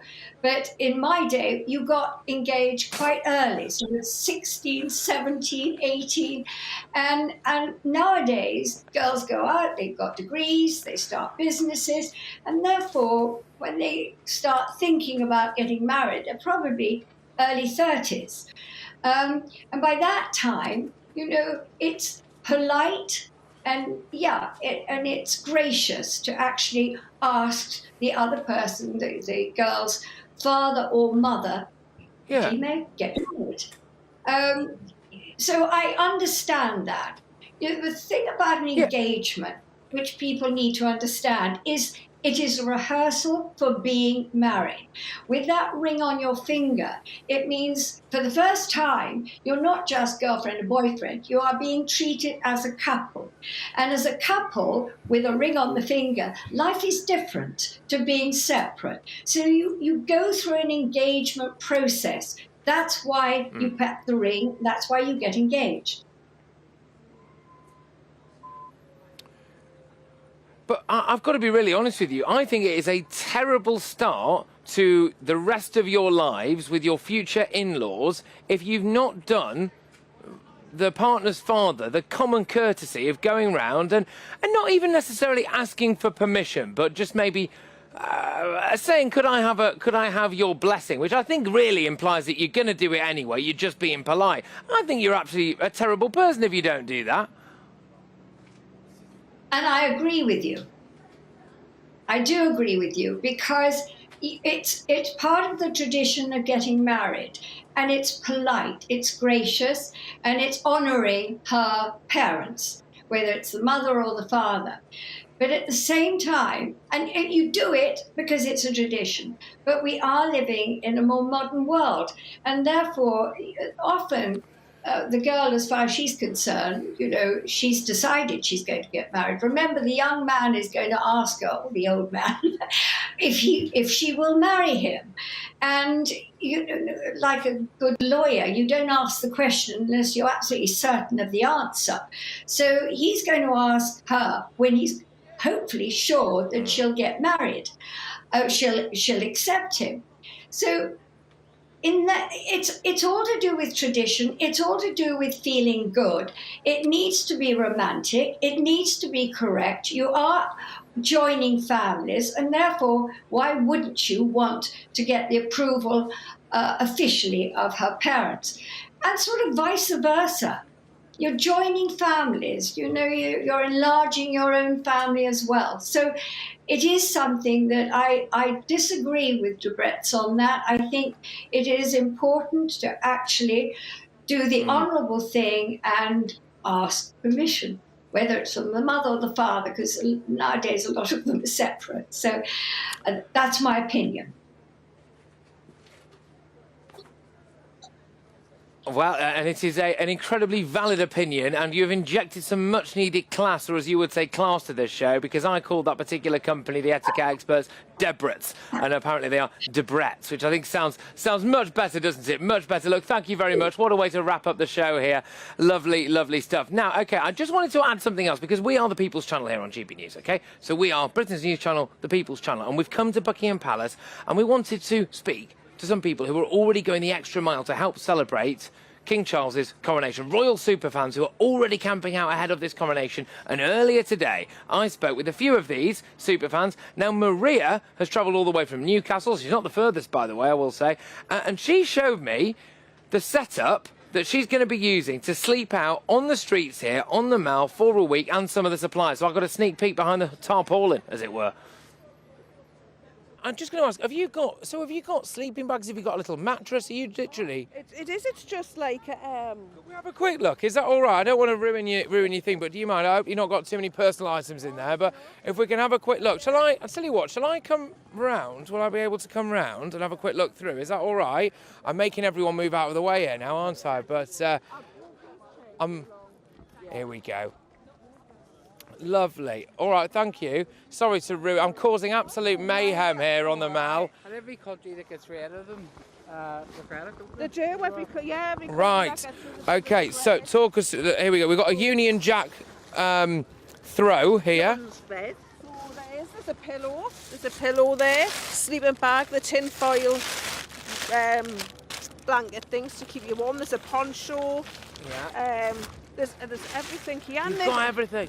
This keeps you dry, and the flags actually keep the wind off you as well. So and you're going to be sleeping on these? Yeah, you just sleep on these. They're absolutely fantastic. They're so comfortable. I don't want to get into, but I don't want to break it. But Oh, I'm quite a heavy chap, so I don't. You'll be fine on I it. tell you what, it's all right. It is. It is okay. It's very comfortable. I'm not sure I could do 5 or 6 days on it, but it's all right. So you'll be getting your heads down here then. Yes, that's where we'll get our heads down in this. And hang on, here we go now. I've found the all-important supplies here. So this is the food, is it? There is this biscuit. There's little snacks. Yes. Coronation. We've even got Coronation biscuits, have we? Biscuits. We've even got our own loo roll and stuff. Very important, that. Very important. There's all sorts. There's cleaning. We've got stuff for cleaning. There's just everything. Oh, everything. fantastic. Biscuits. Yeah, everything. Lovely stuff. All right, well, look, thank you. And sorry to ruin your carefully crafted sleeping arrangements here, but it's been absolutely lovely to chat to you. And I'll be talking to you a lot over the course of this week. And, yeah, good luck sleeping out, all right? Thank you very much. It'll all be worth it. It will. Thank you so much. Lovely stuff. Oh, yes. Well, look, what you won't be able to see from here is... If I just look straight past the camera, just that way, this is where those people are all sleeping. So that crowd is going to be building rather a lot. I'm going to be going and talking to them throughout the course of the week. And I also want to talk to some of the people who are going to be behind me here. So bear in mind, I will be back mingling with everybody from 3 till 6 p.m. But I'm going to be here earlier tomorrow. So I'll get myself in and amongst that lot there. And it'd be nice to get as many of you on the telly as possible. So if you're watching this and you want to be a part of GB News' coverage of this coronation, a momentous day in British national history, then please do. Just come along, stand behind me there, and if you wave frantically enough, I'm absolutely sure that one of my producers will notice you and we could try and get you on the telly. All right, so there we go. I will be back again from 3 p.m. tomorrow. We're going to have loads more royal stuff, but we'll also, of course, be bringing you all of the big latest breaking news as well. But I'm going to lob you back to Paddington now with Emily Carver, who will be standing in for Michelle Dewberry with Jubes and Co. for the next hour. And Emily, I will hand over to you so you can tease the nation with your fabulous show. Thank you very much, Patrick. No tent is safe from you and your cameraman. That was great. That was great. Coming up tonight on Juice & Co, I am standing in for Michelle, of course. Now, Keir Starmer is going to be facing some rather awkward questions tomorrow in the House of Commons over his decision to offer Sue Gray, the top civil servant, a top job, Chief of Staff in his team. Should she be blocked from joining the Labour Party? We're going to be discussing that right at the top of the show. Stay tuned.